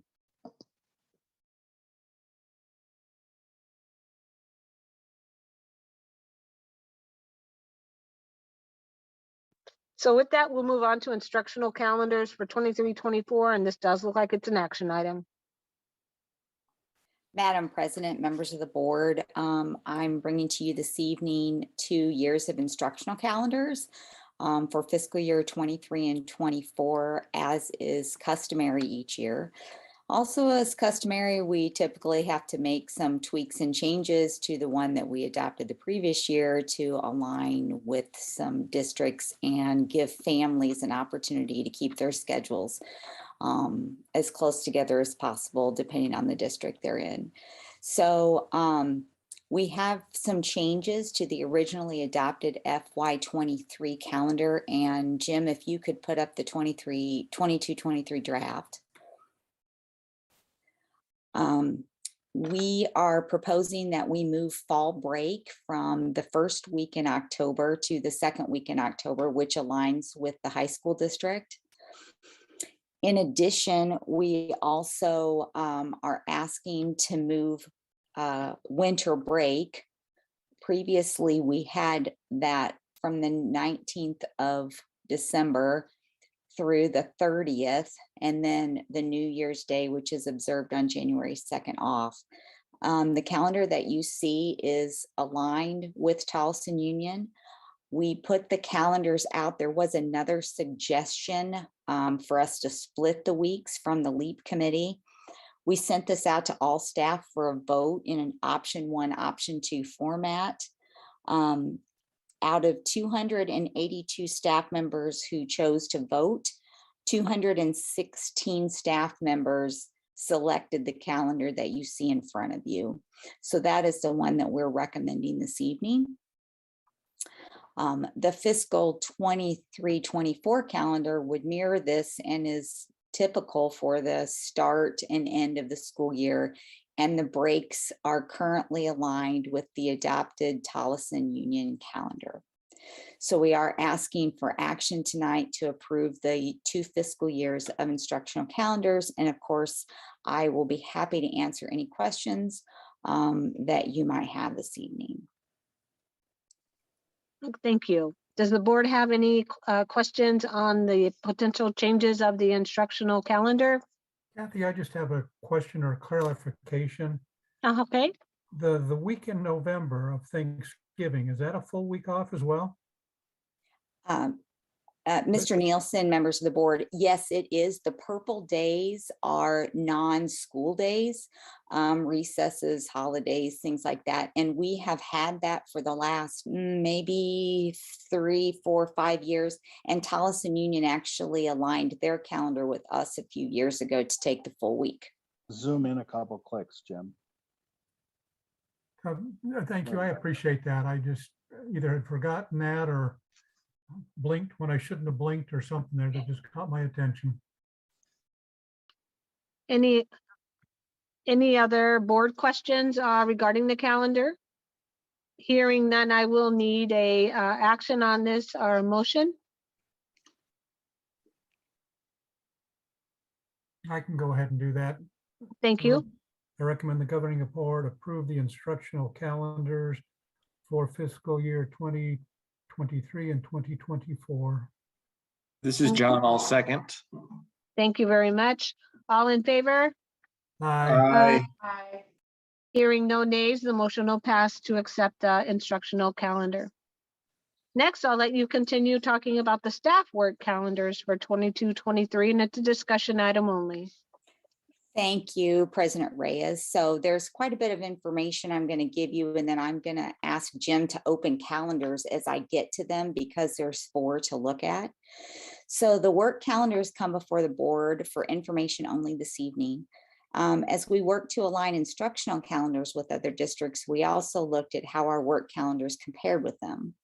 There are some proposed changes that we're seeking feedback from the board on that would make our district more competitive in the local labor market without having an impact to the budget.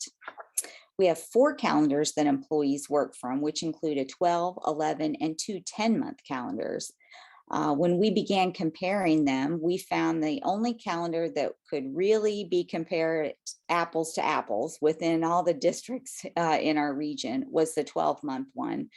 The other calendars, despite the names being the same, were quite different when comparing the number of work days within them. So I'm going to break apart each calendar, tell you the changes that we're recommending and how that looks compared to some other districts.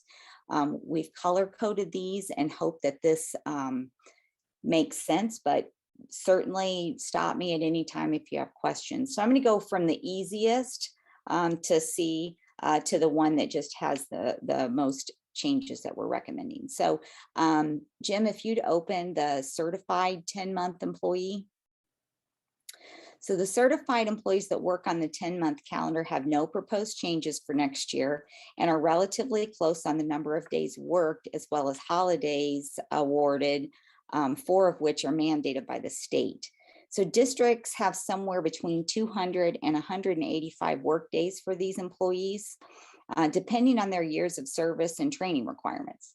So the lower number of days on this calendar is an advantage for us when we recruit.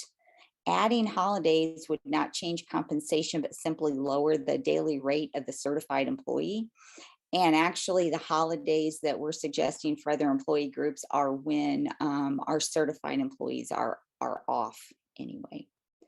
So this is the easiest draft, and this would start school about the same time. Our breaks would align as you saw the instructional calendar, and our certified staff would be out before the Memorial Day holiday. Do you have any questions on this particular calendar? So on this calendar, were they given more holidays or it's the same? I thought I heard you say. President Reyes, thank you for the question. Yes, it's exactly the same as it has been for about 3 years. Okay, thank you. So this is Curtis again. Let me go back to that crazy thing in November. I see that the 24th is a holiday for those certified instructors, but they get the whole week off. Do they get paid double time for that holiday? How does that affect payment for that 24th of November? So Member Nielsen, thank you for the question. It actually does not affect their payment because we divide their salary across X number of pay periods based on what they choose. It's usually 22 or 24 pay periods, or 24 and 26 pay periods, and we give them a balance of contracts. So the holiday is actually one that's mandated for us to award the staff if it's during the school year. So that just means school is not in session, but it does not change their compensation when you see the yellow days. Those are just sort of like their, what we would consider vacation days because they don't earn vacation. Okay, that's just what I wanted to hear. So the kids will be off, the teachers will be off, but that 24th is recognized, but is in the whatever you said, the 22 or the 24 month or 22 or 24 pay periods. Yes, sir. Thank you. Those breaks, Curtis, when you and I were in grade school, those breaks used to be summer. Yeah. The summer's shorter now because we put breaks into the middle of the year. If you add them all up, you'd be back to a 3-month summer probably. Okie dokie. May I ask a quick question, Ro? Yes, Member Rader. Yeah, I apologize. So, and again, is the light blue color, for example, I'm just staring at January 13th. That's an in-service day for our teachers, but the students are off on those days? That is correct, Mr. Rader. Those are professional development days. Just on days that are identified as professional development days, does the district and or school site have flexibility to say, hey, we've got a lot going on, or we've had a rough year, or we're just going to go ahead and provide that as a day off or a flex day? Is there flexibility, or if we've identified it as a in-service day, we have to provide some sort of in-service, district-led in-service that day? Member Rader, and I believe Dr. Freeman will correct me if I'm wrong, but the board can choose to make any of those days a quote unquote holiday and pay them for that. But it would have to take action by the board to change that, since it would not be a work day if you gave them off. Well, I mean, some districts do put work days into their calendar where teachers report and do just work. If you didn't have instruction happening, you'd have to either add days to the back of the year to do that. But I think to the point of how flexible are professional development days built into the calendar, the way that works is there's committees meeting right now that are talking about what needs to be included in professional development for the coming year. So the way this happens is we don't wait till the 14th to decide if we're having the 14th. If we're expending resources, inviting presenters and those kind of things, that planning happens way in advance. So starting now, committees are getting together to discuss what kind of professional development would be meaningful and useful, and at what point of the year it would be best delivered. So I think, you know, if I'm imagining the discussion the way you described it, Member Rader, that would need to be taking place now in those committees, which would be to say it needs to be all-day district planned or half-day district planned or all-day building planned. That would be the kind of discussion that people would need to get in to do that work to recommend. You could do separate professional days and work days, or I think the board could say it's half work day, half professional development day. Those benefits and working conditions are determined by all of you. We're planning right now on what's been past practice, but it doesn't have to be. So just following up on my question, thank you so much for that explanation. So I know at the school board level, we talk too a lot about performance and how we get the most out of our teachers and our students, which drives a lot of the professional development that we dictate. I've also heard quite passionately from a few teachers regarding some of the pressures have been on them as a result of the pandemic, which I think has just multiplied, you know, the stressors that are already. And then you pile that on top of the discussion that we just had regarding, you know, even the future and some of the policy decisions at the state level. So I guess I don't have a recommendation. This is only for discussion. It just I hope as part of the committee's discussion, they're also thinking about whether their in-service time I mean, I wouldn't be opposed to that being an additional day off if needed, or additional open time for teachers, just given some of the conditions that they've been experiencing. And I do understand kind of like, I'm talking out of both sides of my mouth a little bit, right? The next one we'll talk to you about how much we need to up performance. And now I'm also telling you how much I hope we can provide flexibility to our teachers if they need additional time to be working in their classroom. So again, not real specific direction, but maybe it's just something that committee could be discussing, and maybe that just becomes more open time, or the possibility of more open time for teachers. I'm just going to weigh in here. I'm not open to that suggestion.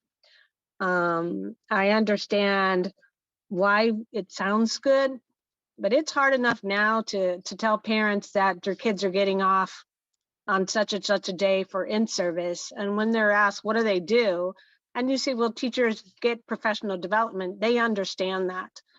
But to say it's a day off, that I don't know how to explain when we're talking about cutting school hours and doing all that. So I don't have a problem if they wanted to do in-service work to catch up, to take some of the stress off, maybe lesson planning.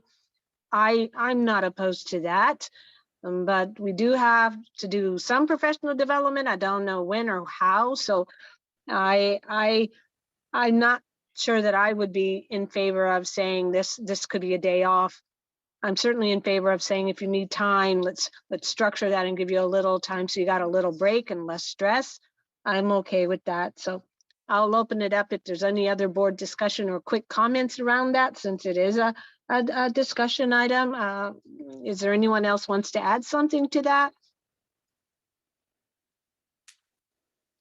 Hearing none, well, we'll conclude with the comments. And I don't know if you had more discussion. I think you had more slides on staff work calendar, so I'll let you proceed.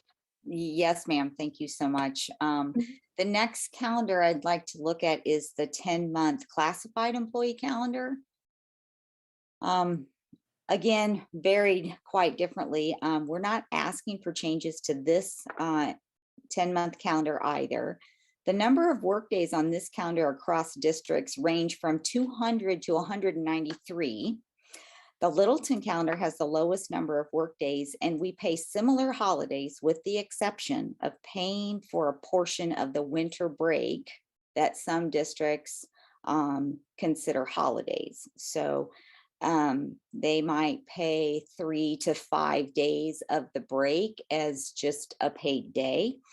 We have never done that in this district as long as I have been here. I went back and looked at calendars today for the one I could, the oldest one I could find without searching too much was 2009, 2010, which would have been my second year here. But so we looked at the number of holidays for this employee group, and we do match the federal holidays within the calendar that we award other Littleton employees. So that's one of the things is there are a certain number of work days for some employee groups. They start at one time, end in another, and we look at the holidays within that start and end time rather than outside of that. If there are any other questions to this calendar, this particular classified group has their work driven by the instructional calendar, so their breaks and time off align with the 10-month certified group. And both of the 10-month people have 7 holidays on their calendar. This is Amy, and I have kind of a question that goes along with this.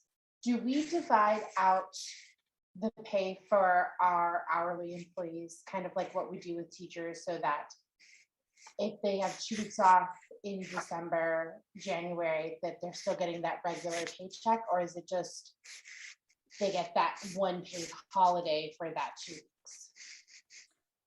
Member Soshnik, it is actually the second thing that you said. We pay within the time of the pay period, which that calendar has come before the board, and we will bring forward. It's just we need to look at work calendars before we determine pay calendars and things like that.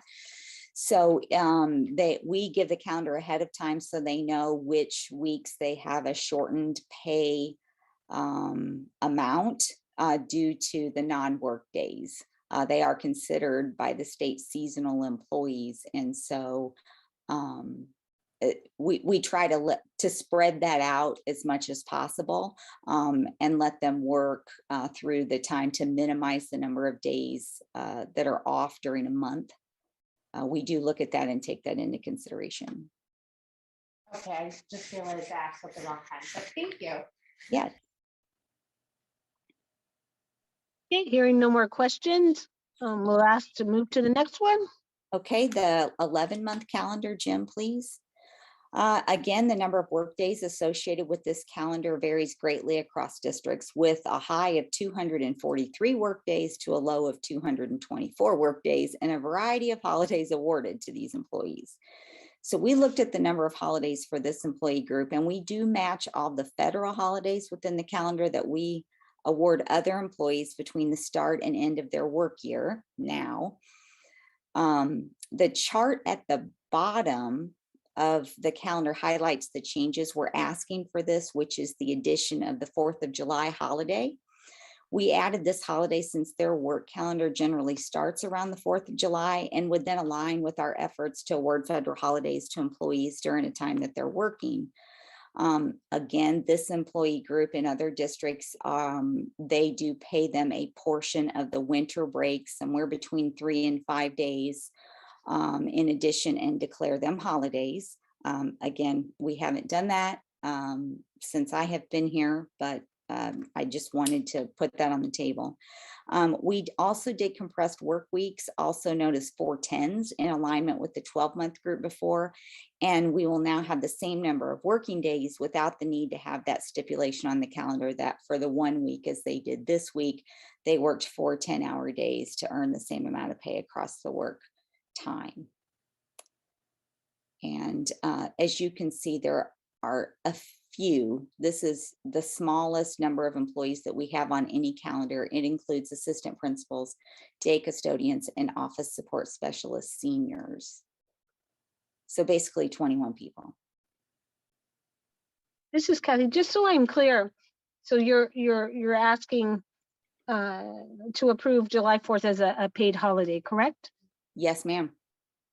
And if we didn't approve it, is it a day they normally work?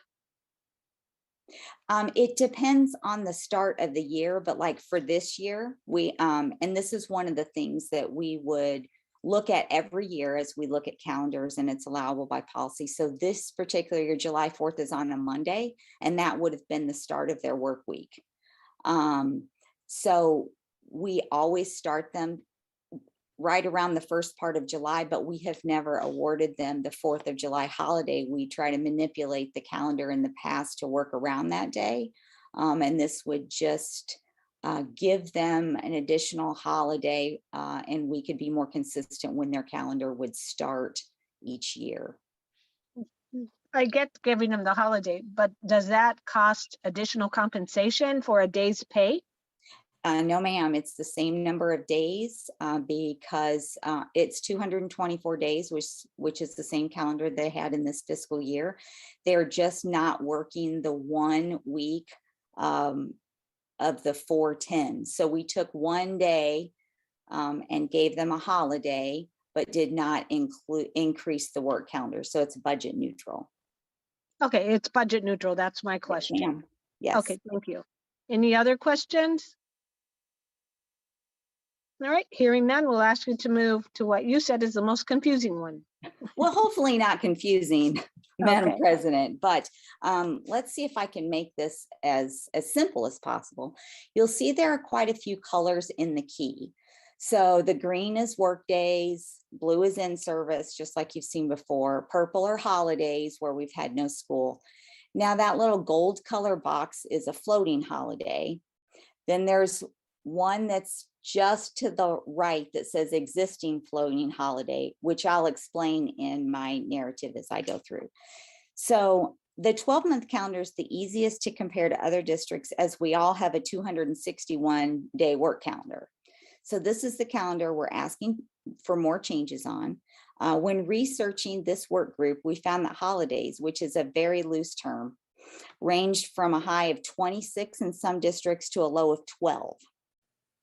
Littleton previously had 13 holidays, which included 9 federal holidays, 2 Littleton holidays aligned to the Thanksgiving and winter breaks, and 1 floating holiday, which we placed depending on where other holidays landed in the week. For example, the 4th of July landed on a Tuesday, we would make July the 3rd the floating holiday. That's just as an example. Littleton was also the only district that we could identify as requiring the use of mandatory vacation days. So in the past years, we had anywhere from 4 to 7 days that we required employees to use their leave so that different breaks could be extended, such as Thanksgiving or winter break.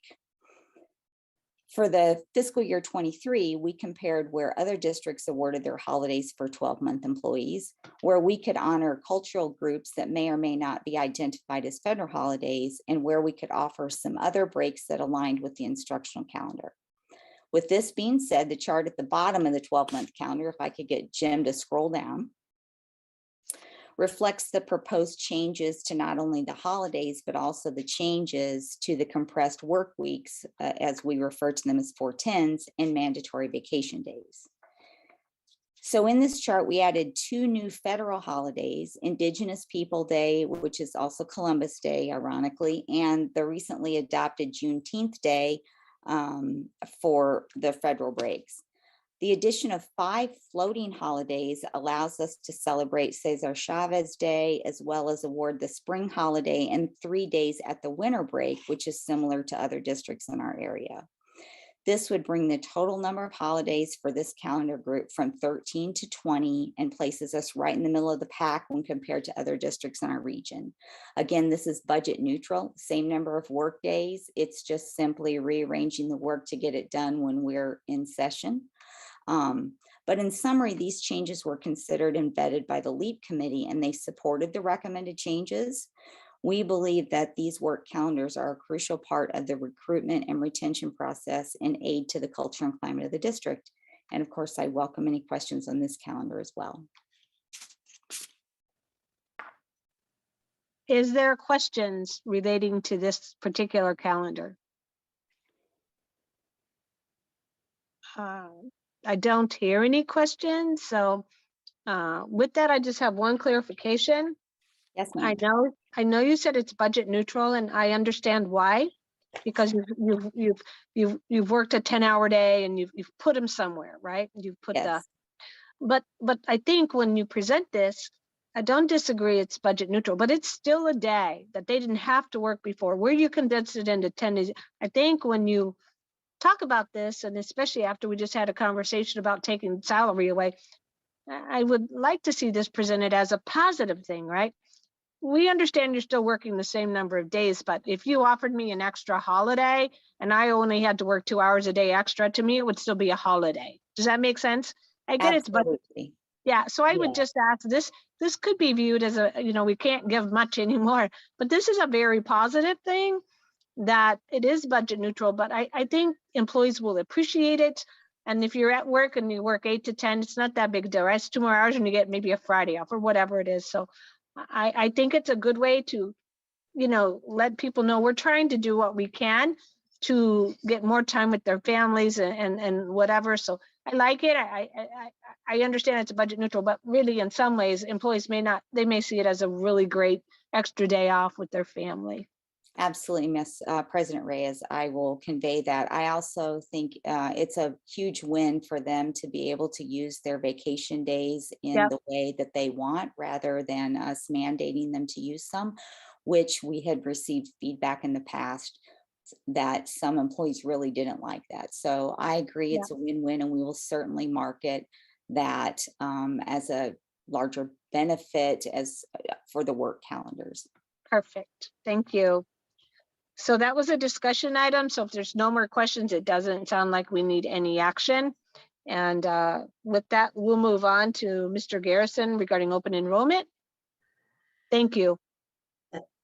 Thank you, Madam President, Governing Board. Oh, I'm Each sorry. year- Mrs. Garrison, I apologize. It's getting late. Okay. Each year, non-resident pupils may apply to enroll in Littleton schools through open enrollment. A non-resident pupil is defined as a pupil who resides in the state but outside of our boundaries. So as outlined in Governing Board Policy JFB, applications for open enrollment are to be approved are based on available space as determined by the governing board, which is what I'm asking for tonight. Each February, the board sets excess capacity. Open enrollment applications are then accepted starting at the time of approval through March 31st of each year to be considered for enrollment for next school year. The table attached to this item outlines the proposed determinations of excess capacity for each school by grade level for the board's consideration. These recommendations, as Madam President said, it's late. These recommendations were made by first rolling the students up a grade and comparing projected enrollment to projected staffing levels. The calculations were made without considerations for ELD classrooms and without completing the school choice placement process. And I'd like to say that as real enrollment numbers are known, the district can accept non-resident students through variances as space permits throughout the entire year. So this is an action item. So please let me know if there are additional questions. Thank you. With that, is there questions for Mrs. Garrison regarding open enrollment? Hearing none, I'll ask for a motion. This is Amy, and I move that the governing board approve open enrollment capacity for fiscal year 2023. Thank you. Is there a This second? is Sarah. This is Sarah. I'll second that. Thank you. All in favor? Aye. Aye. Hearing no nays, the motion will pass. And we will move to Ms. Vanderwater, item 17. Thank you, President Reyes, members of the governing board, Dr. Freeman, council, and community. This evening, I will be providing you with a mid-year update for all 7 of our schools' integrated action plans. Before I share mid-year data for each school's goals, I want to share a few common practices across our school system that we engage to impact student achievement and the continuous improvement process toward meeting the intended goals. Jim, if you wouldn't mind opening up the PowerPoint slide. Thank you. Over the past several months across all schools, our leaders and educators have been working hard toward achieving the goals that they created for student achievement by engaging in the professional learning community PLC process. The PLC process is an ongoing process in which educators work collaboratively in recurring cycles of collective inquiry and problem solving to achieve better results for the students that they serve. The very essence of a PLC is a focus on and a commitment to the learning of each student.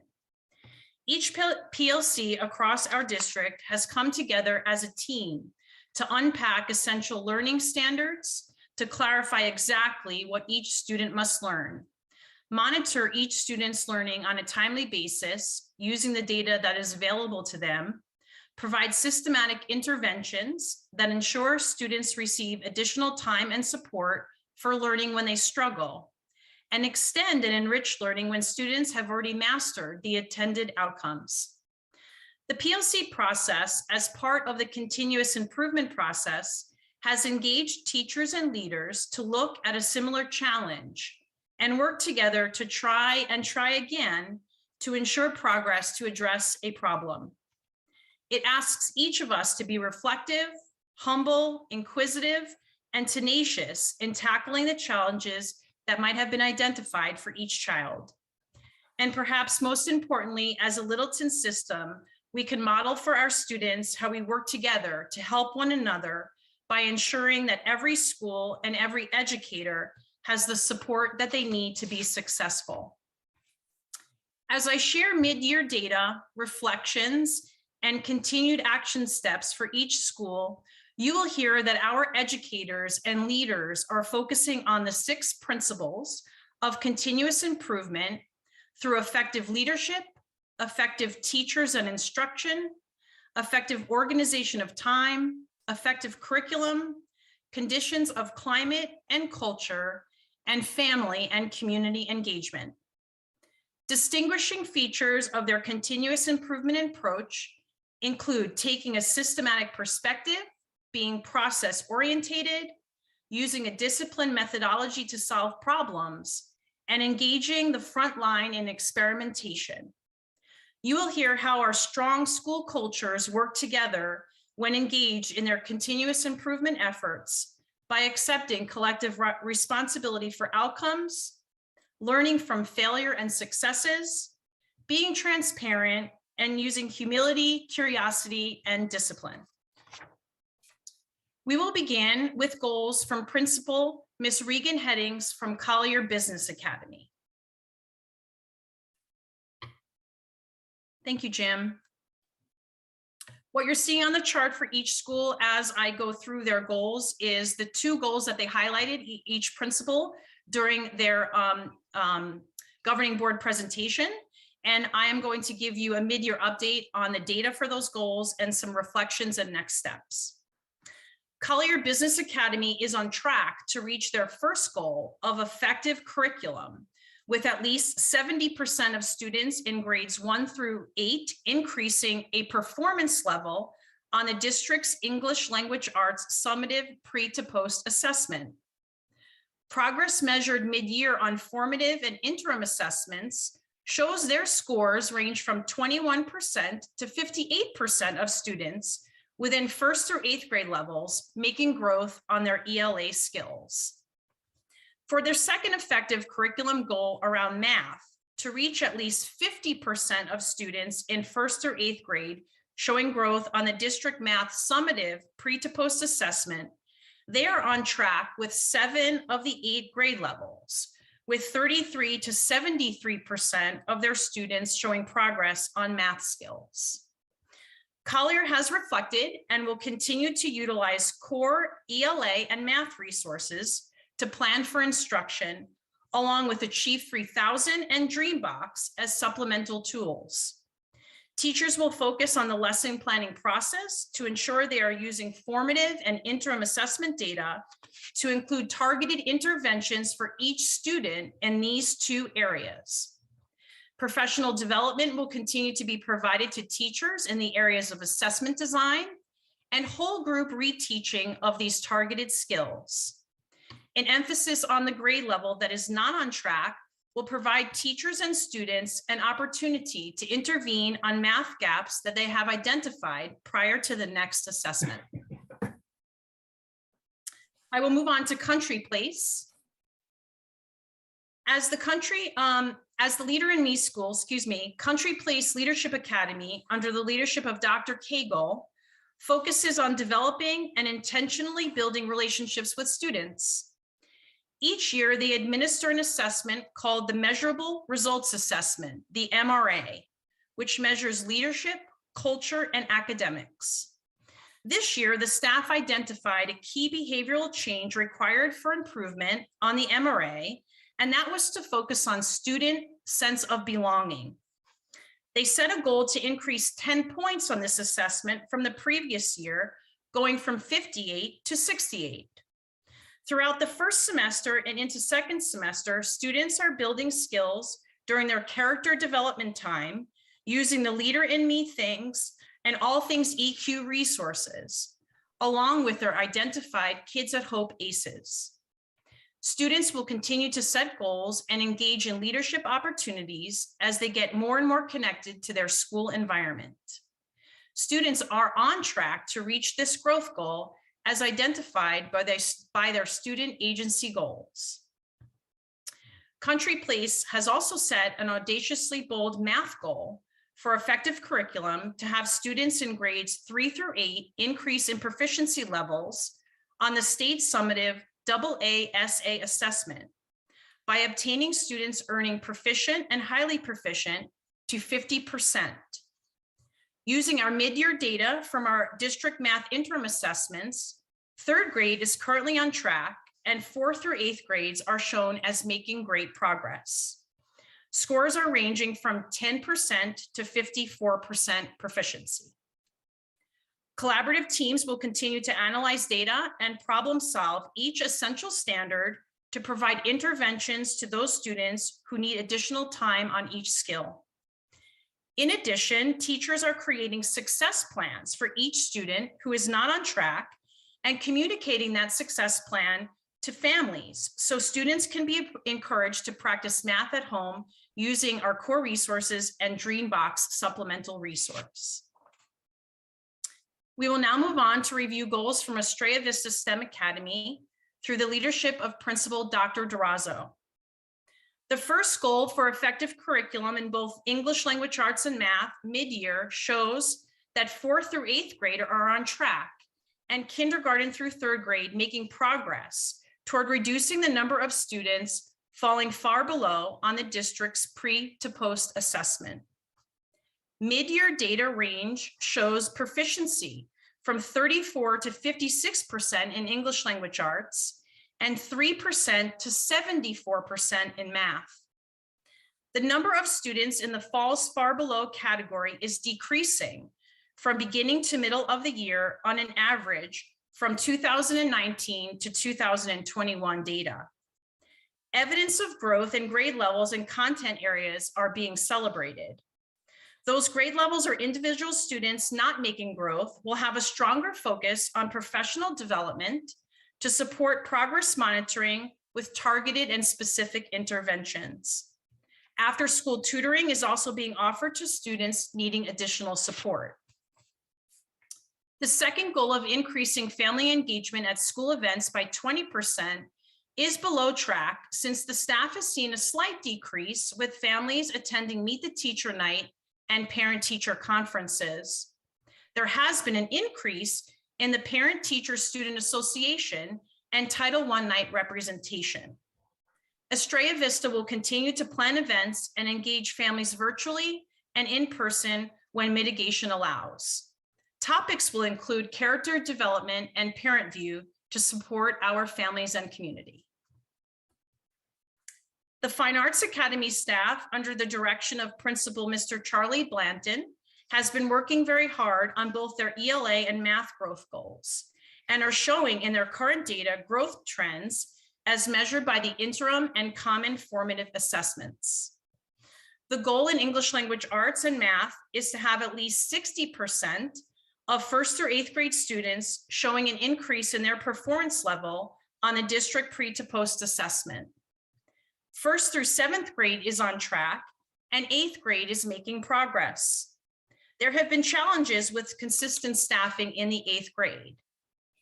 Proficiency scores on interim assessments for ELA range from 15% to 53%, and for math, 16% to 57%. There has been an increased commitment to collaborating as grade level teams are unpacking essential standards, building common formative assessments aligned to those skills, analyzing data on a weekly basis, and providing interventions to each child who has identified learning gaps. Additionally, coaching and professional development are being provided to 8th grade as an emphasis on Lexile levels within Achieve 3000, as well as 5 lessons a week using our Dreambox supplemental tool. This rigorous work will continue 2nd semester for continuous improvement at Fine Arts. Littleton STEM Academy staff, under the leadership of Principal Mr. Eric Atuhaney, have been working in their professional learning communities to design and execute common formative assessments on a daily and a weekly basis around targeted skills in both English language arts and math. The goal of formative assessment is to monitor student learning, to provide ongoing feedback that can be used by educators to improve their teaching and for students to improve their learning. Teachers have been using a data protocol process called 6 hats to reflect and discuss results to help students identify their strengths and weaknesses and target areas that might need work. Proficiency mid-year data for ELA ranges from 34% to 56% and 24% to 51% for math. Grade levels are on track to meet the 10% increase, and 1st grade will continue to provide targeted interventions to each student in specific ELA and math skills. As you can see, for the 2nd goal of differentiated professional development, staff are reporting in our frontline survey system that they are satisfied and able to apply new learnings directly to their classroom practice, which will also assist in the targeted ELA and math growth. There is currently an approval rating in the 90th percentile, reporting satisfaction of staff, with their professional development opportunities being offered. Quinton STEM Academy, under the leadership of Principal Dr. Lonnie Fife, has placed a heavy emphasis on effective teachers and instruction and effective curriculum through their academic goals in the areas of math and ELA. The goal of achieving an average mastery score for kindergarten through 8th grades of 60% or greater on our district interim assessments show grade levels on track and below track using the mid-year data. Scores range from 23% to 68% in English language arts, with every grade level making growth from the first to the second quarter interim assessment, and few percentage points away from the 60% goal line. In math, scores range from 8% to 81%. Teachers will continue to identify the needs of each student, provide interventions and extensions, reflect on their instructional practices, and identify strategies to support greater levels of student achievement. The second goal of 70% of our Quinton's kindergarten through 8th grade students achieving benchmark on the FastBridge reading assessment is below track for each grade level at the mid-year point. There are individual students showing growth in early literacy skills. An action step to achieve this goal has been determined to have all grade levels engage with the FastBridge progress monitoring assessments more consistently for the students in the high risk and some risk categories.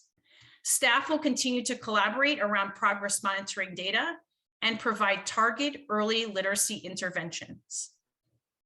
Lastly, Trace Rios Service Learning Academy staff, under the leadership of Principal Mr. Steve Rickert, is on track with their effective leadership goal, with 90% or greater of students in 2nd through 8th grades falling into the low risk or some risk categories as measured by the MySabers Character Development Assessment.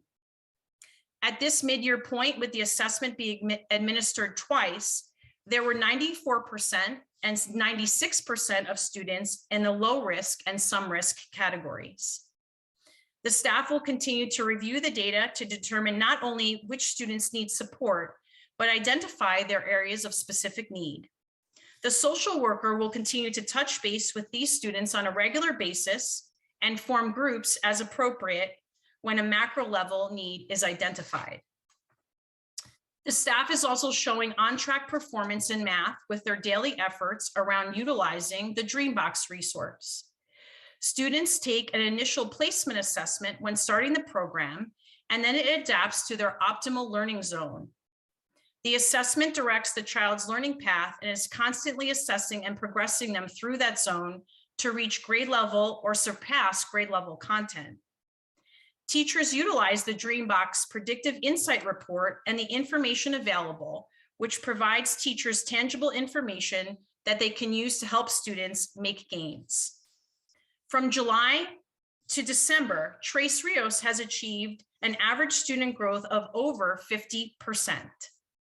Over 98% of the students at Trace Rios are logging into the Dreambox program monthly, and only 7% have reported no usage. In closing, research on continuous improvement has shown that leaders play a crucial role in successful continuous improvement efforts. It is evident that through tonight's presentation and data, our building principals are those leaders successfully incorporating continuous improvement into their work. Further, stakeholder investment in continuous improvement, fostered by the inclusion of student, teacher, community, and governing board input, increases the likelihood that interventions will succeed. The Littleton School Leadership Community Team appreciates the partnership with these stakeholder groups in our collective efforts to impacting teaching and learning and student achievement. I'm happy to hear any comments the governing board might have or questions that I can answer. At this time, is there comments or questions regarding the updated information? No, I'd just like to tell Ms. Underwater, thank you so much.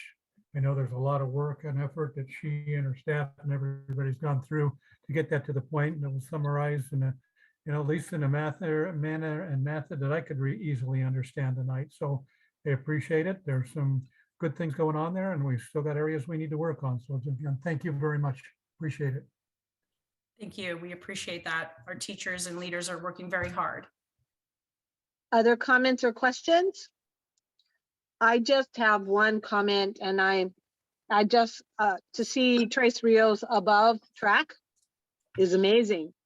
So especially when they state second through eighth, that is commendable. So please let them know we appreciate all their hard work. It's been a long time since I've seen everything above track, and it deserves special recognition, and I am giving that recognition. So again, thank all the schools for their hard work, but that is exceptional as stated in your presentation. So thank you very much for that. Thank you, President Reyes. Definitely a celebration. Definitely. Hearing no other questions, we'll move on to Dr. Freeman, and thank you again for the presentation. Thank you very much.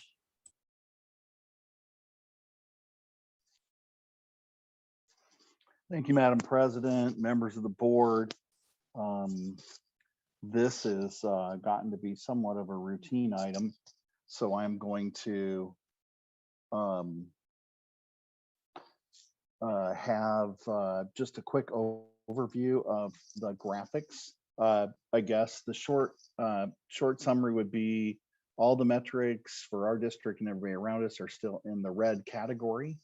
But what's interesting is the spike that we have seen.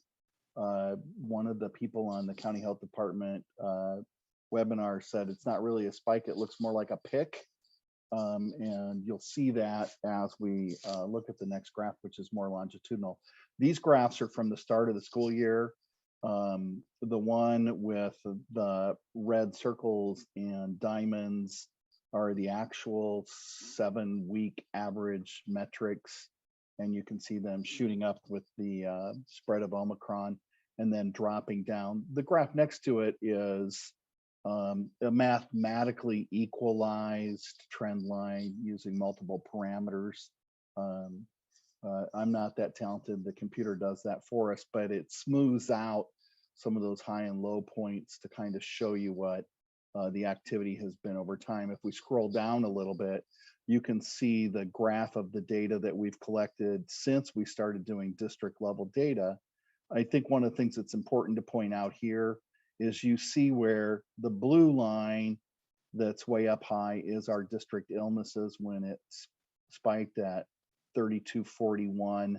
The other blue line that's below that is kind of hidden by the green lines, which are the county. And you can see both of those in the last two reports dropping off, which is the data just following the Martin Luther King break. So it doesn't quite yet have time to capture anybody who may have been infected over the long weekend. But the thing I think that's important is even though it's dropping dramatically, is when you look at the level of those dots that are on the far right side of the graph, they have dropped down to the top of the last spike last January. If you look across to the left, you see the high points have been noted on the graph. So in bold, 1,202.8 was last January's spike. You see in bold about halfway across, 4676, that's when things took off again at the beginning of the school year. And then the most recent spike, 3241, is almost triple what the high point was. Now those have dropped a lot, but what they've dropped down to is the spike last January. We'd like to see those drop some more. If you scroll down a little further, you'll see what the county illness rate is, and you see a pattern that's very similar to Littleton's data. The first spike, we didn't have all of the district zip code level data, but you can see the spike from last January, the bump when school started, and the spike in illnesses that pretty much matches our local data. Ours was just a lot higher than the county, and that's been true through most of the pandemic. One of the things that we've noted here is Omicron now has what's called 3 sub lineages, and B2 is taking over. I guess B is taking over A. So 1, 2, and 3. BA2 is increasing. It doesn't seem to be more severe right now. So we may be on track to get through most of the population with Omicron. I think people are still concerned about that based on the data in Denmark. It may be more transmissible. So if there's people who have any kind of other kind of immune issues or other comorbidities that have avoided the virus so far, it may be harder to avoid. The county Department of Public Health still strongly recommends mask requirements to get through this surge. One of the things they're concerned about is because of the high level of infection, there's been a lot of strain on the system. I'm sure people have heard about hospitalizations. Those seem to be lightening up a little bit, but at a real high volume, it makes it hard for authorities to keep up with contact tracing and keep all of their data timely. So they're playing catch up quite a bit. And I think as people are aware too, there was a shortage of some testing resources, both lab and over the counter, maybe even a little price gouging going on there. So that's a concern for county health. If we look down a little further, okay, that's the end of our data. I don't have the mitigation plan really to walk through, but what I wanted to talk to the governing board about is giving this trend. We want to kick off our 80-20 campaign again, and that is a campaign to get 80% of our people vaccinated. We've been running vaccination clinics. They've been really successful. In fact, the providers have, I think the last team run out of material, vaccine material. So we're going to try to schedule 2 a month going forward, at least through February and March, and then kind of reevaluate to see what attendance and demand is. But we want to get that campaign pushed back on. We've been working with our employee advisory for incentives, and they've come up with some really creative ideas that wouldn't ostracize anybody who's in the 20 group and not in the 80 group. And we really appreciate that feedback. Some of the things that we would ask the board to consider in 2 weeks when we reconvene is if they want to open up their board meetings again. We're really looking seriously if we can get one sports season in, fourth quarter sports season in, if the trend continues. There are some things with cohorting happening in the school where groups of students have been restricted from having interactions. Those are some things that we'd want to look at right away at the next meeting. Internal meetings and having consultants back on campus. Probably in March, we might want to look at staff travel and cafeteria seating and things like that. These are kind of optimistic suggestions, and my recommendation really is in keeping with county health. Let's just stay where we're at and see if this trend continues. And I don't think 2 weeks is gonna make a lot of difference, except that it might keep kids safer at school for a little longer. Our experience really has been that a lot of the exposure and COVID contraction we're seeing isn't really happening at school, but kids who are getting it outside of school are bringing it in because we have all these mitigation procedures in place. It's not being spread at school. I wish, just to appeal to the community that when you're in indoor areas where there's a lot of people, some large shopping areas and things like that, just try to stay masked and use hand sanitizers and wipes and those kind of things, so you're not bringing flu or COVID into the schools. We're open, of course, to any suggestions that the board may have. unless we're going to change the mitigation plan, we don't need action. But if there's a sense from the board that any of those things I listed, we might want to start sooner instead of 2 weeks from now, we're certainly open to suggestions from you as you have kind of the heartbeat on what your constituents are doing and thinking potentially in things that we may not have heard or those kind of things. So this is an opportunity for you to discuss that, and then that's all we have for the rest of the evening. So is there discussion, comments, suggestions on the mitigation plan that we currently have in place? The only comment I would have is maybe what Dr. Freeman's already said, let's let it ride for 2 more weeks. We seem to have things fairly well knowing what we're doing rather than changing something in the midstream. So my thoughts, let's go another 2 weeks. Thank you. Any other board member have a comment? I would like to. Go ahead. Yeah, thank you, Mrs. President. My only comment, I'll be super brief, is that I would like to see the school board maybe after our second February meeting go back to in-person meetings. I just think it's an important that, if our teachers and administrators and students can be in person, that the school board can be in person as well, so that those that wish to participate in person have that option. Thank you. Anyone else?